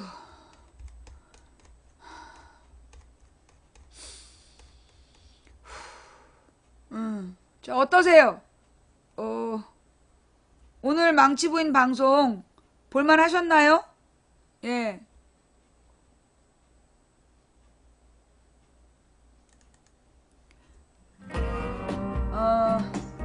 볼만 하셨다라면 업 부탁드릴게요. 어메 업을 못 받았네. 4267? 아까 5000명 못 갔나? 오늘 5000명 못 받았어요. 어저께는 5700명 보더니 자 여러분 지금 업이 너무 적어요. 예. 자 오늘 업 안 하고 보신 님들 방송 마음에 드셨다라면 업을 부탁드리고요. 방송이 마음에 안 드셨으면 깔끔하게 꺼져. 다시 오지마. 선장 잘못 아닌가요? 예, 꺼져. 몇 번을 얘기해도 아직까지도 이렇게 헛소리야. 박근혜가 선장의 의무 규정을 없앴다니까. 자, 오늘 망치 부인 방송은 여기까지 할게요. 오늘 함께 해주신 모든 분들께 감사드립니다. 매니저님들 수고하셨고요. 그리고 이 방송을 녹화 떠서 유튜브와 팟캐스트에 뿌려주시는 우리 그 허락받은 업로더분들 감사를 드립니다. 그리고 오늘 후원해주신 업과 꿀잼을 해주신 모든 분들께 감사드리고 후원해주신 분들 한 분 한 분 감사 인사 못 드려서 죄송하고요. 그래서 후원하고 싶지 않으면 안 하셔도 됩니다. 그럼에도 불구하고 후원하신 분들 덕분에 오늘도 망치부인 당당하게 방송할 수 있었습니다. 자, 다음 방송은 내일 낮 2시. 예, 내일이 목요일이죠? 예, 내일 낮 2시에 이 창동 스튜디오에서 방송을 합니다. 그리고 금요일은 특별 방송. 예, 돌아오는 금요일 날은요, 제가 좀 야외 방송을 할 예정이에요. 예, 금요일 날, 돌아오는 금요일 날은 낮 시간에 야외 방송을 하고, 그리고 그 저녁 때는 제가 최군님 방송에 나가기로 했어요. 예, 그 금요일에는 최군님이랑 합방을 하기로 해서, 예, 금요일 저녁 9시에는 최군님 방송에 나가고, 금요일 낮에는 제가 모교 경희대학교에서 제가 그 특별 생방송을 할게요. 예, 경희대학교에 좀 우리 그 벽화 문제 때문에, 예, 경희대 모교에 가서 그 낮에는 생방송을 하고 저녁 때는 저 최군님 방송을 하러 마포에 가서 생방송을 한다라는 이야기. 예. 자, 오늘 방송 볼만 하셨어요? 재미없는 중국 역사 얘기하느라고 괜히 시간 끌었나? 미안해요. 예. 우리가 이제 이 사드와 또 중국과 한반도의 관계를 이해하려면 역사적인 배경을 알고 보느냐 모르고 보느냐가 좀 차이가 나지 않을까, 그래서 좀 해봤고요. 예, 뭐 틀린 얘기가 있으면 미안하고요. 예, 여러분 뭐 저기 하나라도 뭔가 도움이 됐다면 그건 여러분께 보내는 하나님의 메시지라는 거, 그리고 내용이 잘못된 게 있으면 그거는 저의 실수라는 거, 예, 이해해 주시고요. 사드 배치 막아낼 수 있을까요? 세월호 인양 안 될 것 같았죠? 예, 박근혜 탄핵 안 될 것 같았죠? 북미 간의 평화협정 안 될 것 같죠? 자, 그러나 어떻게 하면 당신의 믿음대로 된다. 된다고 믿든 안 된다고 믿든 당신의 믿음대로 될 겁니다. 한 사람이 꾸는 꿈은 꿈일 뿐이지만 백인이 꾸고 만인이 꾸면 현실이 된다. 중지동천, 무리가 모여 뜻을 모으면 하늘을 움직일 수 있다. 이기기 어려운 싸움에서 지지 않는 단 하나의 방법은 싸움을 포기하지 않는 것이다. 누군가 포기해서 오늘 우리의 절망이 싹텄다면, 오늘 우리가 포기하지 않으면 내일의 역사를 바꿀 수 있다는 믿음으로 가자. 그래서 우리가 역사의 주인공이 되자. 이번에는 죽 서서 개주지 않는 역사, 우리가 모여 승리의 역사를 한번 만들어 봅시다. 저는 될 수 있다고 믿는데 여러분은 못 믿으세요? 자, 지금까지 도봉구 창동사는 불량주부 망치부인이 보내드린 생방송 시사수다방이었고요. 오늘 방송이 너무 길어서 죄송합니다. 내일 낮 2시에 만나요. 고맙습니다. 망치부인이었습니다.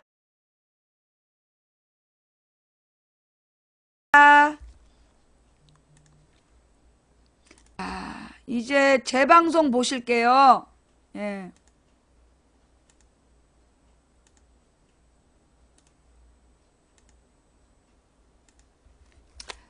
자, 중계방 올립니다. 중계방에 계신 님들 방송을 껐다가 다시 키시면 본방으로 오실 수 있어요. 예. 그리고 이제 지금부터 재방송 틀어드릴게요.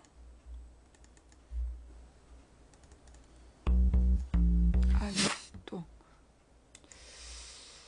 이게 윈도우 미디어로 열면 내일 아침에 또 사고가 나겠지. 어서오세요, 어서오세요. 서울 도봉구 창동 사는 불량주부 망치부인이 운영하고 있는 생방송 시사수다방에 오신 것을 환영합니다. 반갑습니다. 감사합니다. 어서오세요. 어서오세요, 어서오세요. 망치부인입니다.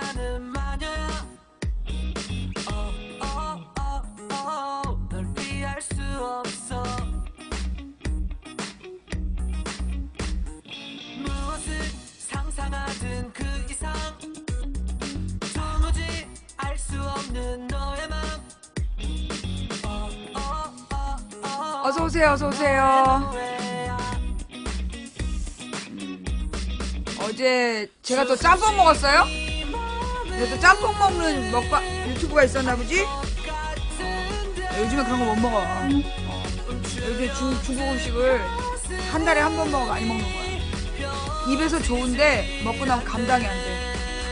어서오세요, 어서오세요. 망치 부인이에요.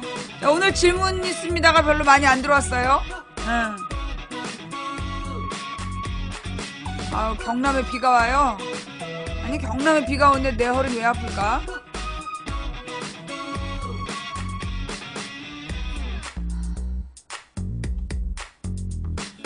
너무도 당당하게 나타나 영혼을 뺏어가는 마녀야.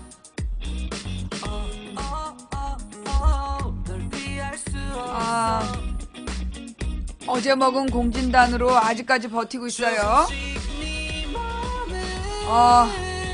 오늘 아침 우리 서방님께서 소고기 굽고 그다음에 뭐 해줬더라? 미역국에다가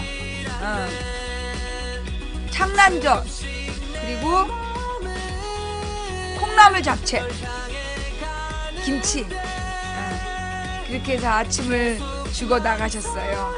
예. 점심은 민어탕 삶은 달걀 곁들인 민어탕. 나 완전히 먹는 건 재벌 수준이야. 우리 집은 그 먹는 걸 생애 가장 중요한 가치로 치기 때문에 먹는 거는 뭐 재벌 저리 가라로 먹어요. 예.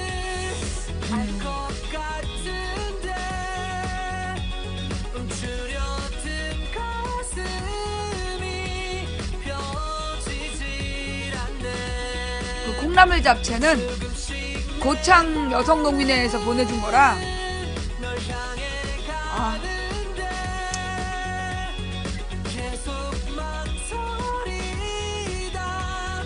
어서오세요, 어서오세요. 망치부인입니다. 예. 민어탕은 우리 시청자가 보내주신 거예요. 가거도에서 고기 잡으시는 시청자분이 민어를 보내주셔가지고 민어가 굉장히 큰 생선이더라고요. 그래갖고 신선한 생선은 회를 떠먹고 그 다음에 민어 불에를 구워가지고 먹고 회로 먹었나 구워 먹었나. 그리고 이제 나머지 살 부분을 가지고 민어탕을 끓였는데 그 이 민어탕이 정말 맛있는 거예요. 그러니까 뼈에서 뽀얗게 물이 우러나. 그 민어는 불에가 민어가 10,000양이면 불에가 9,000양이다 이런 얘기가 있다며. 내가 먹었지 그래서. 네. 그래서 민어 불에랑 다 먹고 우리 신랑이 바닷가 출신이기 때문에 그 회도 뜰 줄은 알아요. 잘은 못 뜨지만 그 이제 민어 보내주신 걸로 그 살은 회 떠먹고 그 다음에 살은 그 뼈하고 남은 살을 냉동실에 넣어놨다가 이렇게 한 보따리씩 꺼내가지고 탕을 끓여주는데 그동안 자기도 잊어버리고 있었던 거지. 근데 이제 어저께 한의원 갔다가 그 선배가 이제 보양식을 많이 해주라고 그랬어 나한테. 그래가지고 지난번에는 내 소고기 딸이 먹던 거 좀 집어먹으면서 나도 구워달라 했더니 없다고 그랬다고 소고기가. 그래놓고서는 여자 조카가 나타나니까 여자 조카 싹 구워주더라고. 그러면서 나를 이렇게 차별을 하더니 어제 이제 우리 선배가 또 죽기 직전에 왔구나 막 이러면서 보양식을 먹어야 된다. 그러니까는 이제 아침에 소고기, 점심 때 민어탕. 네. 그래서 오늘은 정말 뿌듯하게 이 오전에 이 영양식을 취했어요. 네. 조카 인증사진. 그렇죠. 조카가 인증사진을 보냈어요. 네. 버릴 것 없는, 진짜 민어는 버릴 게 없다는 것 같아요. 네. 혈색이 좀 달라 보이죠? 그러니까 이제 어저께 가가지고 그 침을 맞았는데, 이게 한의학은 약보다 중요한 게 침이야. 중요할 때 이제 침을 맞아가지고 이제 막힌 혀를 뚫어주는 거, 그게 되게 중요한 것 같더라고요. 그래서 이제 침 맞고 그 영양가 있는 음식을 먹으면서 쉬었더니 훨씬 더 좋아졌어요. 그랬습니다. 예. 오늘 얼굴이 반짝거려. 그건 개기름 때문이지. 그건 개기름 때문. 예. 네. 어제는 진짜 창백했다. 아마 옷 색깔 때문에도 영향을 미칠 거예요. 예, 어제 옷이 흰색이라서 더 창백해 보였을 수도 있어. 오늘은 붉은 계통 옷을 입어가지고, 그래서 얼굴에 혈색이 더 좋아 보일 수도 있고, 어, 침 맞은 후에는 음식을 잘 먹어야 돼. 그래요? 아니, 근데 어저께 진짜 공진단 먹고, 예, 어제 진짜 너무 힘들었고, 나 방송 못하겠다 싶었거든? 침을 맞고 왔는데, 내가 방송을 못할 만큼 진짜 힘들었어. 근데 그 공진단을 먹는데, 먹고, 삼키고 얼마 안 되자마자, 뭔가 이렇게 몸이 가벼워지는 느낌인 거야. 그리고 이제 그 침을 맞기 전에는 여기 관자놀이가 계속 아팠어요. 예. 관자놀이가 계속 아프면서 그 목까지 뻣뻣해지는 그런 증세가 있었는데, 이 목에다가 침을 놔. 목에다가 침을 딱 두 방울 놓더니 그 목이 뻣뻣하고 막 가슴 답답하고 그러던 게 싹 사라지고 머리가 맑아지더라고요. 근데 이제 기력이 이제 떨어져 있는데 그것도 우리 저기 전주에서 한의원 하는 시청자분이 보내주신 공진단을 내가 꽁쳐놨던 거를 이 있는 거 알면 우리 동생이 다 훔쳐간단 말이야. 내가 꽁쳐놨던 거를 먹었어요. 근데 이제 우리 동생도 얼마 전에 죽을 뻔했는데 그 나한테 훔쳐간 공진단 먹고 살아났다는. 근데 공진단이 너무 비싸가지고 저기 사서 먹을 수는 없는 거죠. 예. 실리마린 그건 또 뭘까? 네.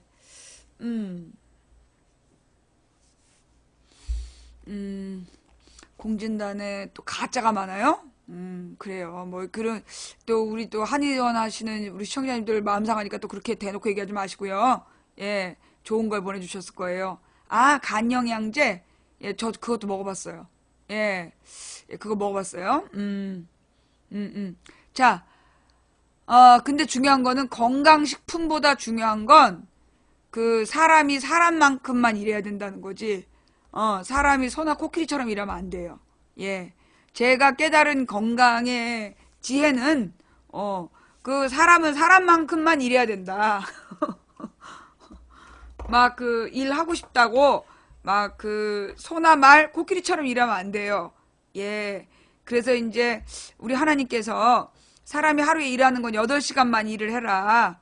8시간만 일하고, 그 나머지 시간은 쉬라고. 예, 그렇게 정하신 거예요. 네. 그래서 뭐라 그럴까, 건강을 위해서 충분히 휴식이 필요해. 여러분, 그 휴일이 왜 있는지 아세요? 이제 이 휴일이 나오게 된 계기가 유태인들의 전통에서 나왔잖아요? 예. 그러니까 이제, 이슬람교도 있나? 이슬람교도 있긴 있겠다. 예. 그러니까 이제 그 중동 지역의 종교에서, 유대교에서 나온 게 안식일 제도인데, 그 안식일이라는 게 뭐냐 하면, 하나님께서 6일 동안 세상을 만드시고, 7번째 날에 쉬셨다, 이런 뜻이에요. 그래갖고 이제 그 7번째 날을 안식일로 정해서, 그날은, 뭘 들고 다니지도 말고, 뭐 추수를 하거나 음식을 만들지도 말고, 그 다음에 네 집안에 있는 노예들까지 다 쉬어야 된다. 그게 율법이었어. 근데 왜 그런 율법이 있었느냐 하면, 이게 인간의 뭐라 그러나, 한계를 가장 잘 아는 거죠. 사람이 이렇게 적당히 쉬면서 일을 해야 되는데, 안 쉬고 계속 일을 하면, 그러면 이제 결국은 건강이 상한다는 거야. 그래서 이 안식일은, 예, 이 안식일은 어떤 의미냐면, 노예들까지 다 쉬어야 되는 거예요. 예, 노예들까지 전부 다 쉬어야 돼. 그 집에 노예들은 나가서 일하고 그러면 안 돼. 자기네 집에 노예들까지 전부 다 쉬게 했던 게 안식일 제도예요. 안 그러면 노예들은 일 시키고 자기만 놀 거 아니야. 네. 이상하네요. 이제 알람 떠서 생방 듣다가 재클릭했다. 뭐 이상할 것까지는 없고, 알림이가 조금 늦게 올 수 있어요. 예. 네, 알림이가 조금 늦게 올 수 있다. 아니, 그래갖고 이제 그 안식일이라는 제도는 적어도 6일 동안 일했으면 하루는 쉬어야 된다. 그게 그 안식일 제도예요. 예. 그래서 유대교에 보면 이제 그게 이슬람교에 남아있는 전통이죠. 예. 그러니까 이제 그 이슬람교에도 보면 어떤 전통이 남아있느냐 하면, 절대 가난한 사람한테 돈을 빌려주고 이자를 받지 않아. 그게 이제 그 유대교에서 나온, 그러니까 유대교 율법, 그러니까 모세의 율법에 나오는 거야. 그러니까 이슬람교도, 여러분 아시죠? 이슬람교도 모세의 이야기를 담고 있다는 거.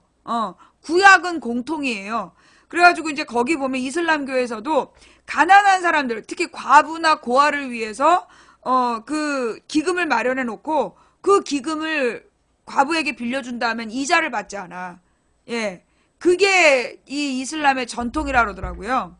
그리고 이제 그 뭐라나 이 중동 지역에서는 중동 지방에서 가지고 있는 게 유대교와 이슬람교의 전통이기도 한데 돼지고기를 못 먹게 해. 돼지고기를 못 먹게 하는데 그 이유가 뭐 때문이냐면 그 돼지가 너무 많은 사료를 먹기 때문에. 근데 고기 중에 돼지가 제일 맛있거든. 소나 양보다 돼지가 제일 맛있어요. 단맛이 나, 고기에서. 그러니까 이제 이 부자들이 돼지고기를 그 맛을 들이면 돼지를 많이 키우기 위해서 풀이나 이런 것들을 다 사료로 줄 거 아니야. 근데 이제 그렇게 되면 사실은 가난한 사람들이 먹어야 될 것을 돼지를 치는 데 쓸 수 있다. 그래가지고 이 중동 지방에서 율법으로 돼지고기를 금해 놓은 거야. 뭐 돼지가 잘 상해서 그런다 그러는데 내가 보기엔 그것보다는 사실은 이제 그 이 중동 지역이 굉장히 척박한 땅이었기 때문에 척박한 지역에서 공동체가 살아남으려면 척박한 지역에서 공동체가 살아남으려면 그 나누면서 살아야 된다. 그게 강했던 거죠. 그래서 이제 이 과부와 고아를 돌보라는 그런 이 제도가 분명히 있었다라는 거지. 예. 근데 왜 소가 비싸죠? 그 소가 비싼 이유는 뭐냐면 우리 농경지대에, 예. 우리 이제 농사를 지을 때 소가 쟁기를 끌고 농기구잖아. 소는 일종의 농사를 짓는 그 중요한 재산이기 때문에, 예. 그래서 소고기가 비싼 거예요. 소를 함부로 잡지 않잖아. 소는 주로 농사를 지을 때 이렇게 도와주는 동물이기 때문에 그 소고기는 웬만큼 부자들이 아니면 안 잡아먹었지. 일반적으로는 소의 힘을 이용해서 그 노동을 했으니까. 그래서 이제 그 옛날 트랙터인데 그 함부로 잡아먹겠어요? 그러니까 일반인들은 못 잡아먹었던 거지. 예. 그래서 이제 소가 비쌌다라는 거. 아, 스카프가 이뻐요. 이 스카프는 이게 광주에서 갖고 온 건가? 그래, 이게 광주에서 얻은 것 같은데? 예. 이거는 이제 광주에서 생방송할 때, 예. 광주에서 내가 또 목도리를 잘 안 하고 다녔었어. 근데 나는 사실 이제 스카프 할 줄을 모르는데, 그때 이제 대구에 갔는데, 대구에도 생목으로 가가지고 막 하고 있는데, 그 시청자들이 녹색이 나는 스카프를 사주셨고, 요거는 대구에 갔을 때, 아니, 광주에 갔을 때, 광주 분들이 둘러주셨던 목도리, 그러니까 이 스카프, 근데 이제 이 여름에도 스카프를 하라는 얘기를 들으면서 참 이상하다 그랬는데, 이게 나이 드는 증거인가 봐요. 옛날엔 나 스카프가 너무 답답해갖고 안 했어. 근데 뭐라 그러나, 바람이라 그러죠. 바람이 목 뒤로 들어와. 이상하게 이 목 뒤하고, 이 목으로 이렇게 싹 찬바람이 들어가면서 몸이 막 냉기가 느껴지더라고요. 그러니까 이제 자꾸만 이 스카프를 하라고 그래갖고 하기 시작하니까 이제 안 할 수가 없어. 예. 안 할 수가 없어. 그리고 찜질을 할 때도 목 뒤에다가 뜨뜻한 핫팩을 이렇게 대고 있으니까 몸이 전체적으로 이렇게 부드러워지더라고요. 자, 예. 그러니까 그 감기에 안 걸리려면 목이 따뜻해야 된다 그러잖아. 그 말이 딱 맞는 것 같아. 예. 그러니까 그 젊은 사람은 몰라. 젊은 사람은 모르고 그것도 이게 내가 40대 후반 돼서 느꼈어요. 40대 중반까지만 해도 내가 스카프를 꼭 해야 되는 줄 몰랐는데, 야, 이 40대 후반 되니까 이 스카프를 왜 하는지 알겠어.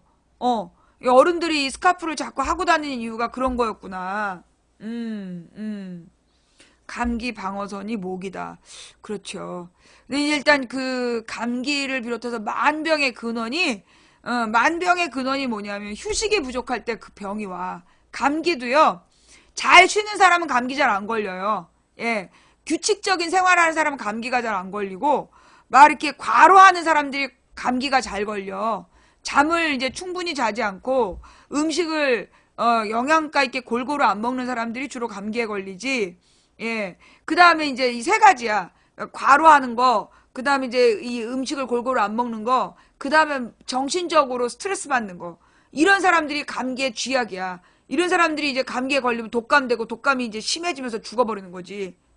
감기로도 사람이 죽어. 그러니까 우리가 욕심을 버려야 돼. 예, 이 모든 건 사실 욕심이죠.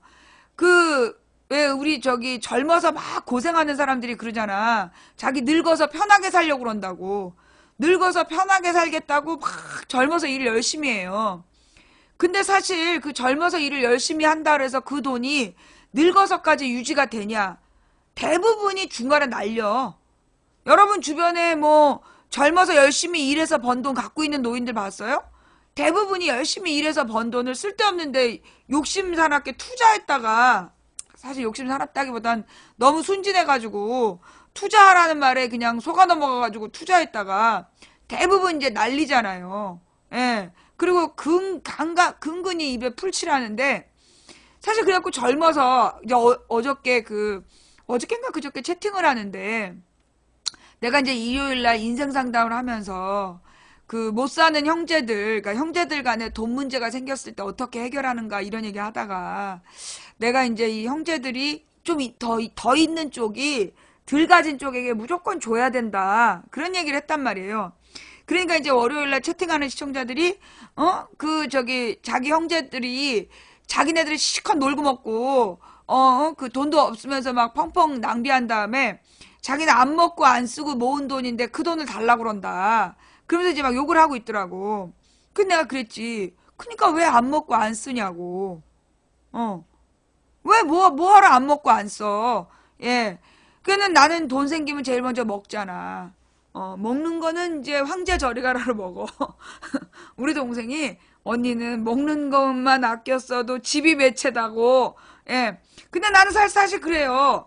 먹는 거 잘 먹는 게 나는 집 좋은 거 갖는 것보다 외제차 타고 집 큰 것보다 나는 더 중요하다고 생각해. 안 먹고 막 궁상 떨면서 꼭 필요한 때 돈 안 쓰고 안 먹고 돈 모아두면 뭐하나?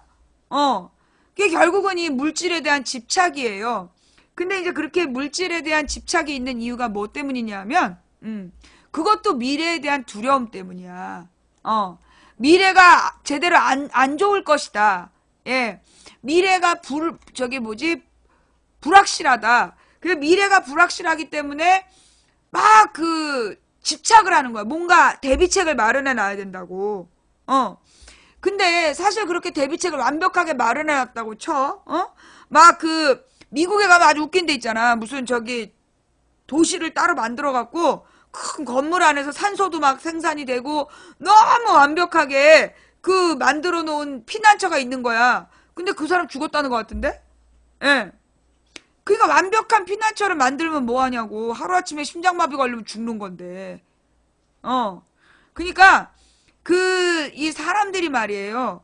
뭔가 자기 딴에 인간의 눈으로, 인간의 계산으로 뭔가 막 미래를 위해서 준비를 해놓는 거야. 근데 사실 그 미래에 자기가 살아있다는 보장이 어딨냐고. 그죠? 그러니까 이제 우리가 필요한 건 뭐냐. 살아생전에 자기가 있을 때 남에게 베풀어 두잖아. 그러면 그게 결국 나중엔 돌아오게 돼 있어. 이 인지상정이라는 게 나는 그런 거 아니야. 인과응보가 나는 그런 거라고 보는데, 자기가 있을 때 또는 없어도 가진 걸 나눠 쓰는 사람 있잖아요. 그런 사람은 하나님께서 꼭 옆에서 나눠주는 사람을 붙여주셔. 그러니까 물론 이제 자기가 막 펑펑 쓰고 낭비를 하고 그러면 안 되겠지만, 가진 돈을 가지고 꼭 필요한 사람들까지 나눠 쓰는 사람들이 있어. 그런 사람들은 이 하나님께서 다 일용할 양식을 주게 돼 있어요.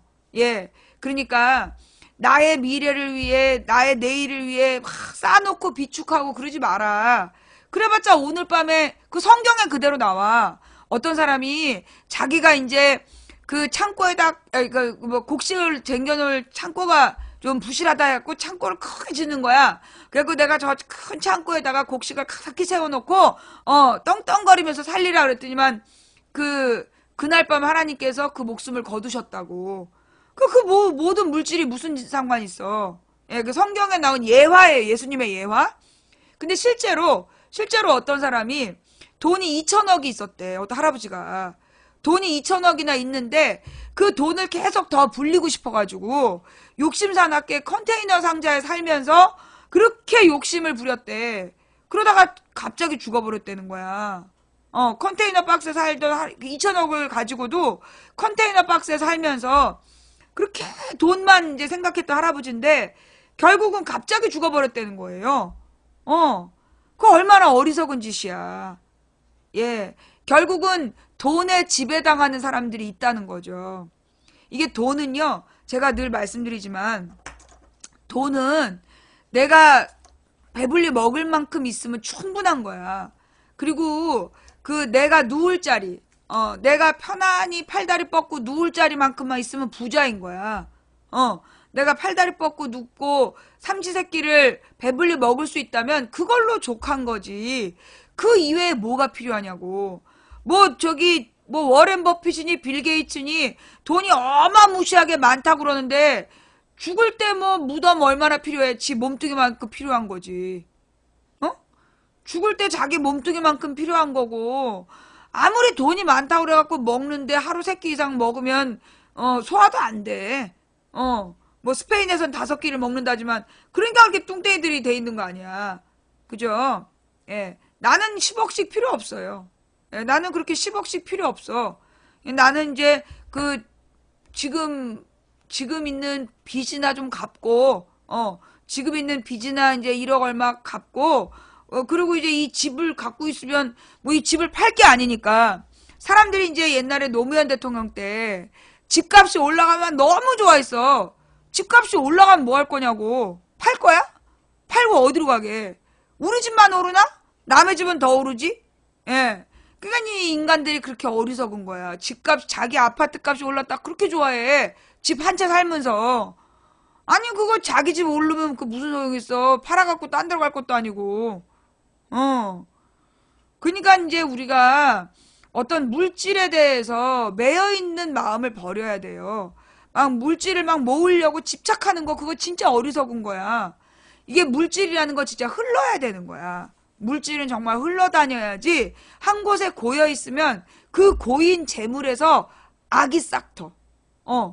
이 부자들 보면 누구누구도 죽은 것 같은데 죽었다고 발표도 안 나잖아.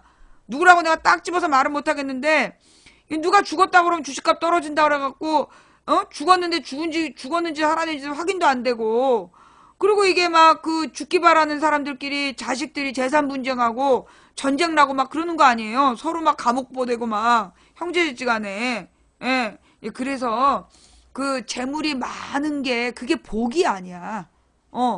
재물보다 주변에 사람이 많아야 돼. 진정한 재산은 내가 죽었을 때 눈물 흘리는 사람이 많아야 돼요. 아무리 무슨 건물이 몇 채 있으면 뭐 하냐고. 그 건물 몇 채로 뭐 할 건데. 거기서 나는 돈으로 뭐 할 건데. 그 돈 다 쓰고 죽을 수나 있어? 결국은 보면 내 주변에도 이렇게 스크루지 영감 같은 사람들이 있어요. 건물 여러 채에서 막 착같이 새 걷어가지고 가게세 걷어가지고 뭐 얼마나 잘 사냐. 그건 맨 첫판때 갖다 주고 첩은 또 남자친구한테 다 퍼주고 그러니까 스크루지 할아버지는 걸어다니고 막 돈 아까워서 막 벌벌벌 떠는데 그 첩이랑 남자친구 외제차 타고 다니더라고. 그 얼마나 어리석은 짓이야. 뭐 하라고 그러고 살아. 예. 그니까 돈 있을 때 남들한테 베풀어야 돼. 가난한 사람들한테 이렇게 베풀어 놓으면 그 사람들이 나중에 그것도 다 갚아요. 꼭 필요한 사람들에게 도와주는 사람이 나중에 다 이렇게 내가 어려울 때 그 사람들이 다 돌보게 돼 있어. 예. 그 다음에 이제 사람들 중에는 그런 사람이 있어. 나중에 자기가 부자가 되면 기부하겠다. 부자가 된 다음에 기부 못 해요. 기부는, 내가 일용할 양식이 있고, 내가 밥을 먹었다. 그리고 내가 오늘 밤에 잘 곳이 있다. 근데 돈이 남았다. 그런 돈 기부하는 거야. 기부를 잘하는 사람들을 보면 잘 사는 사람이 아니야. 대부분이 뭐라 그러나, 욕심 없는 사람들이 일상생활에서 기부를 생활화하고 있어요. 그래서 특히 이제 내가 제일 싫어하는 사람들이 누구냐면, 자기는 이제 로또가 되면 망치 부인에게 방송실을 만들어주겠다. 필요 없다고! 어? 로또 1등만 되면 나한테 방송실 만들어준다는 인간들이 11년째 끊이질 않아. 아무짝에 소용없다니까. 나한테 그런 거 필요 없어. 차라리 로또 살 돈으로 책을 사서 봐, 인간들아. 내 진짜 부탁드리는 게요.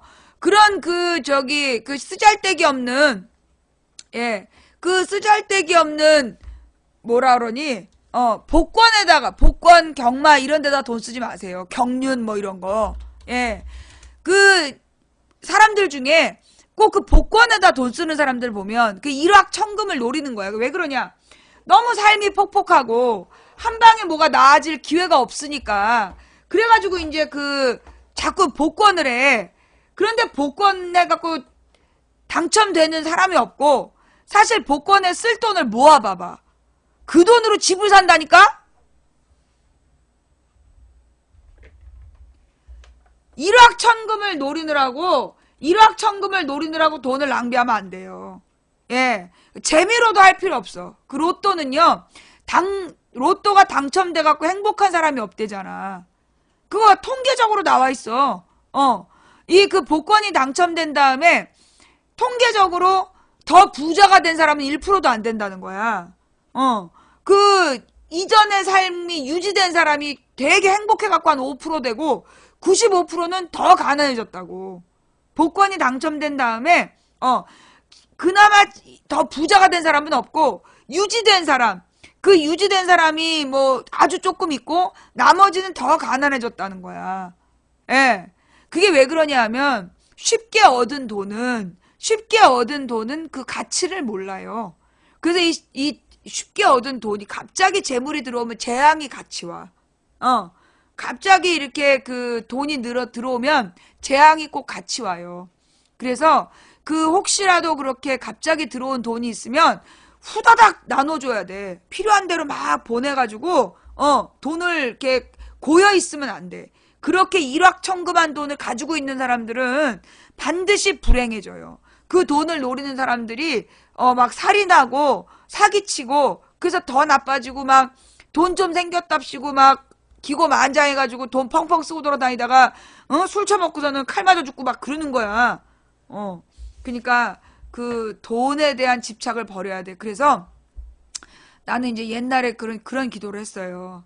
하나님, 제가 돈이 너무 많아서 교만해지지 않을 만큼, 그리고 돈이 너무 없어서 비굴해지지 않을 만큼만 돈을 주십시오. 그렇게 이제 기도를 했어요. 근데 그때 이후로 나는 늘 보면 딱 한 달 필요한 만큼이야. 한 달에 딱 필요한 만큼만 이렇게 소득이 들어오지. 근데 뭐 갑자기 뭐라 그러니? 무슨 소송비가 들어가야 된다. 그러면 돈이 들어와. 갑자기 뭔가 써야 될 돈이 있으면 그때 또 돈이 들어와요. 그래서 뭐라 그러나, 사람이 막 자기가 계산을 해가지고 막 재물을 모아놓고 만일의 사태와 위험에 대비한다. 다 필요 없어.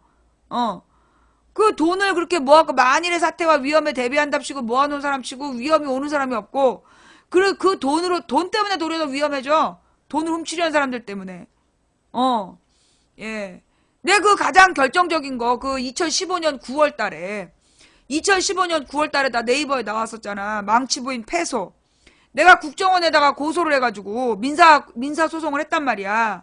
근데 그 민사소송이 형사소송이랑 같이 했기 때문에 국정원 직원 좌익 교수가 국정원 직원이라는 게 이제 판결이 나서 처벌을 받으면 내가 국정원한테 민사를 해서 이제 이길 수 있는 건데, 이게 형사가 진행이 안 된 거야. 그러니까 이제 그 민사는 계속 딜레이가 돼 있었는데, 갑자기 그해 8월에 재판을 속개하겠다는 거야. 막 진행하겠다는 거야. 그 우리 변호사가 이게 지금 형사 재판이 안 나왔는데 왜 민사를 먼저 진행하느냐, 뭐 필요 없대.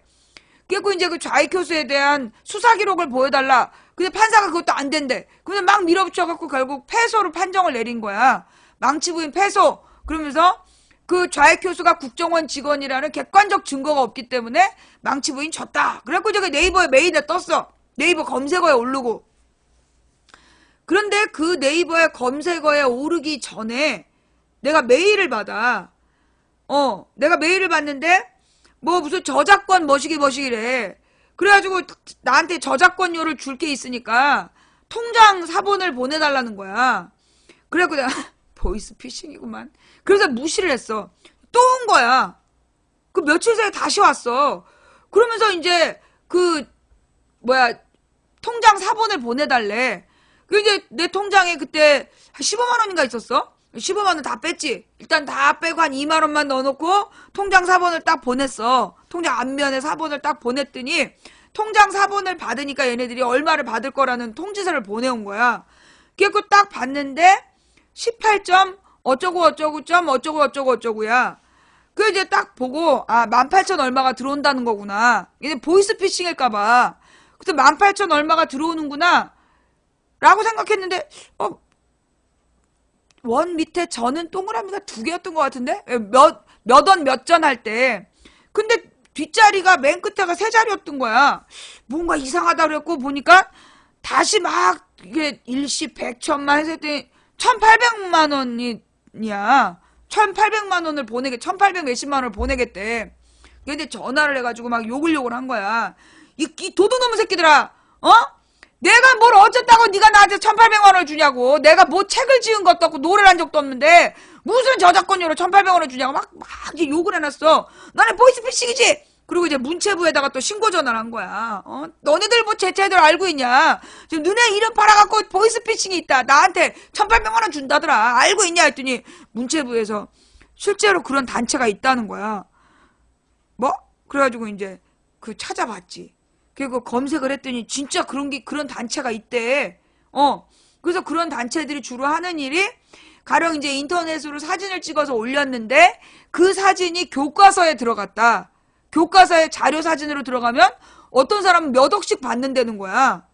이거 조직적인 거짓말인가 했더니 실제로 이제 나의 방송을 내 방송을 몇 년 전에 어떤 방송 교재로 썼대요. 방송대학의 교재로 썼대. 그래서 그 교재를 본 사람이 2600명이었다는 거야. 그래가지고 2600만 원이라는 그 저작권이 발생했고 그 나를 찾아갖고 전달해주는 그 단체에서 세금하고 수수료를 떼고 1800 몇십만 원을 나한테 보낸다는 거야. 몇 번 확인했잖아. 뻥 같아가지고.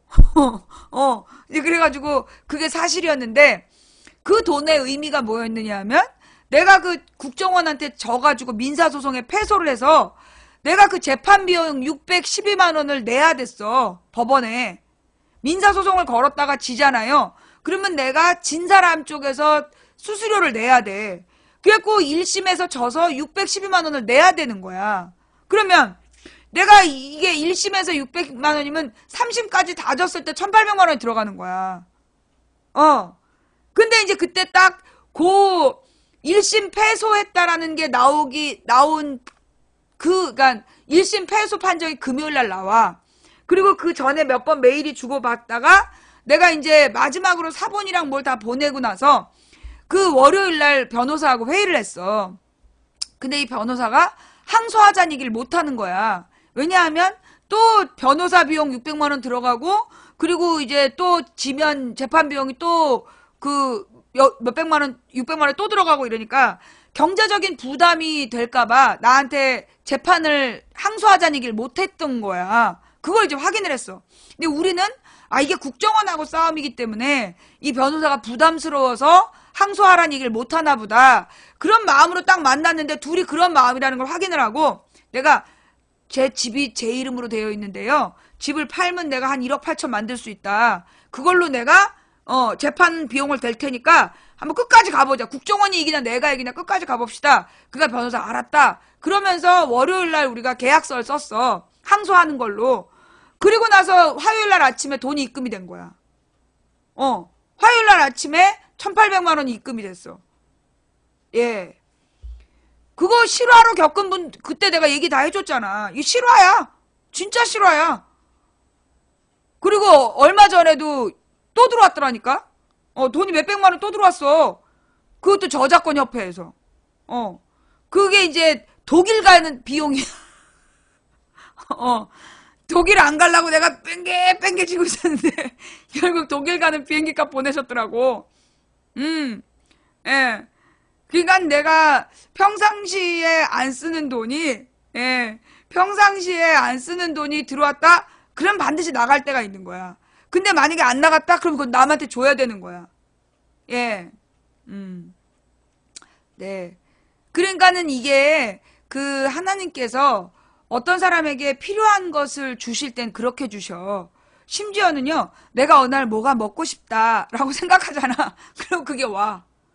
내가 뭐가 먹고 싶다. 그런 생각을 하잖아.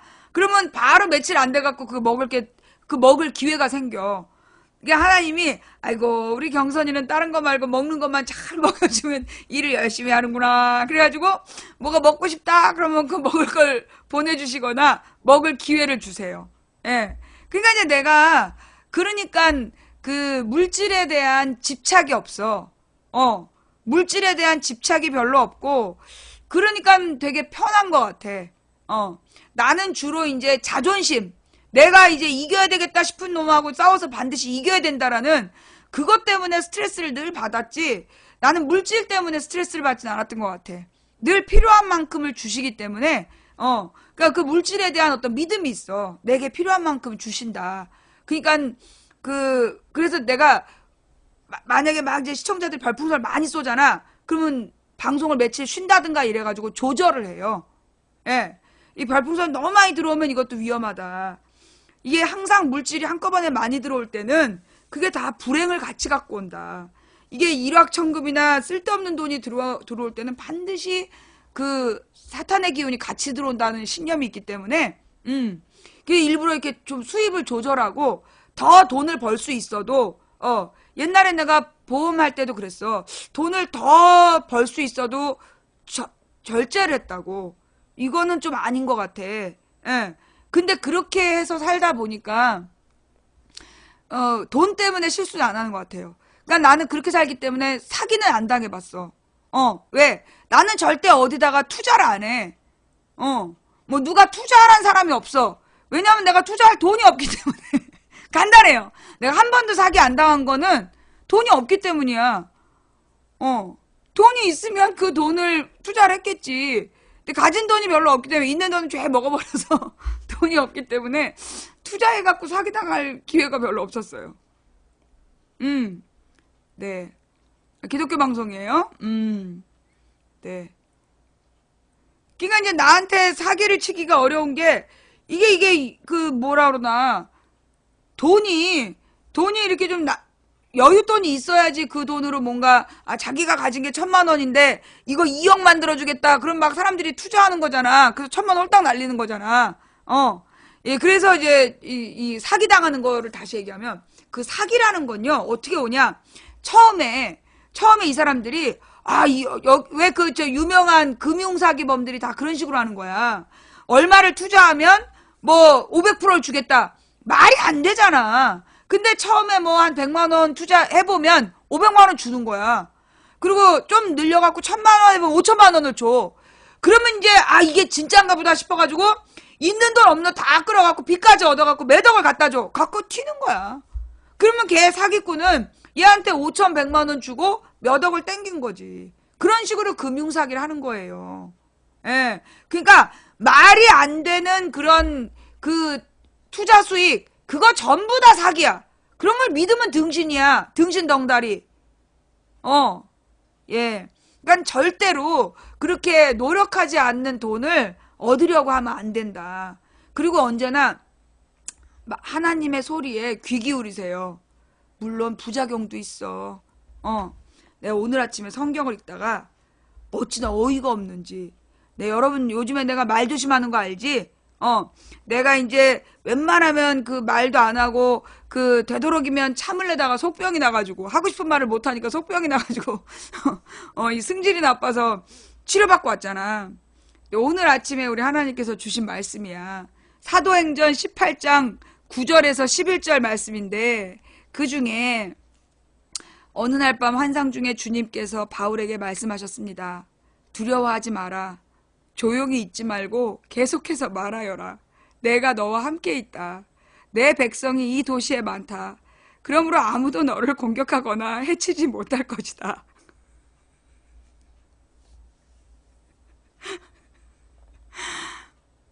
내가 진짜 너무 웃기지 않아요? 다시 읽어줄까? 두려워하지 마라. 조용히 있지 말고 계속해서 말하여라. 내가 너와 함께 있다. 내 백성이 이 도시에 많다. 그러므로 아무도 너를 공격하거나 해치지 못할 것이다.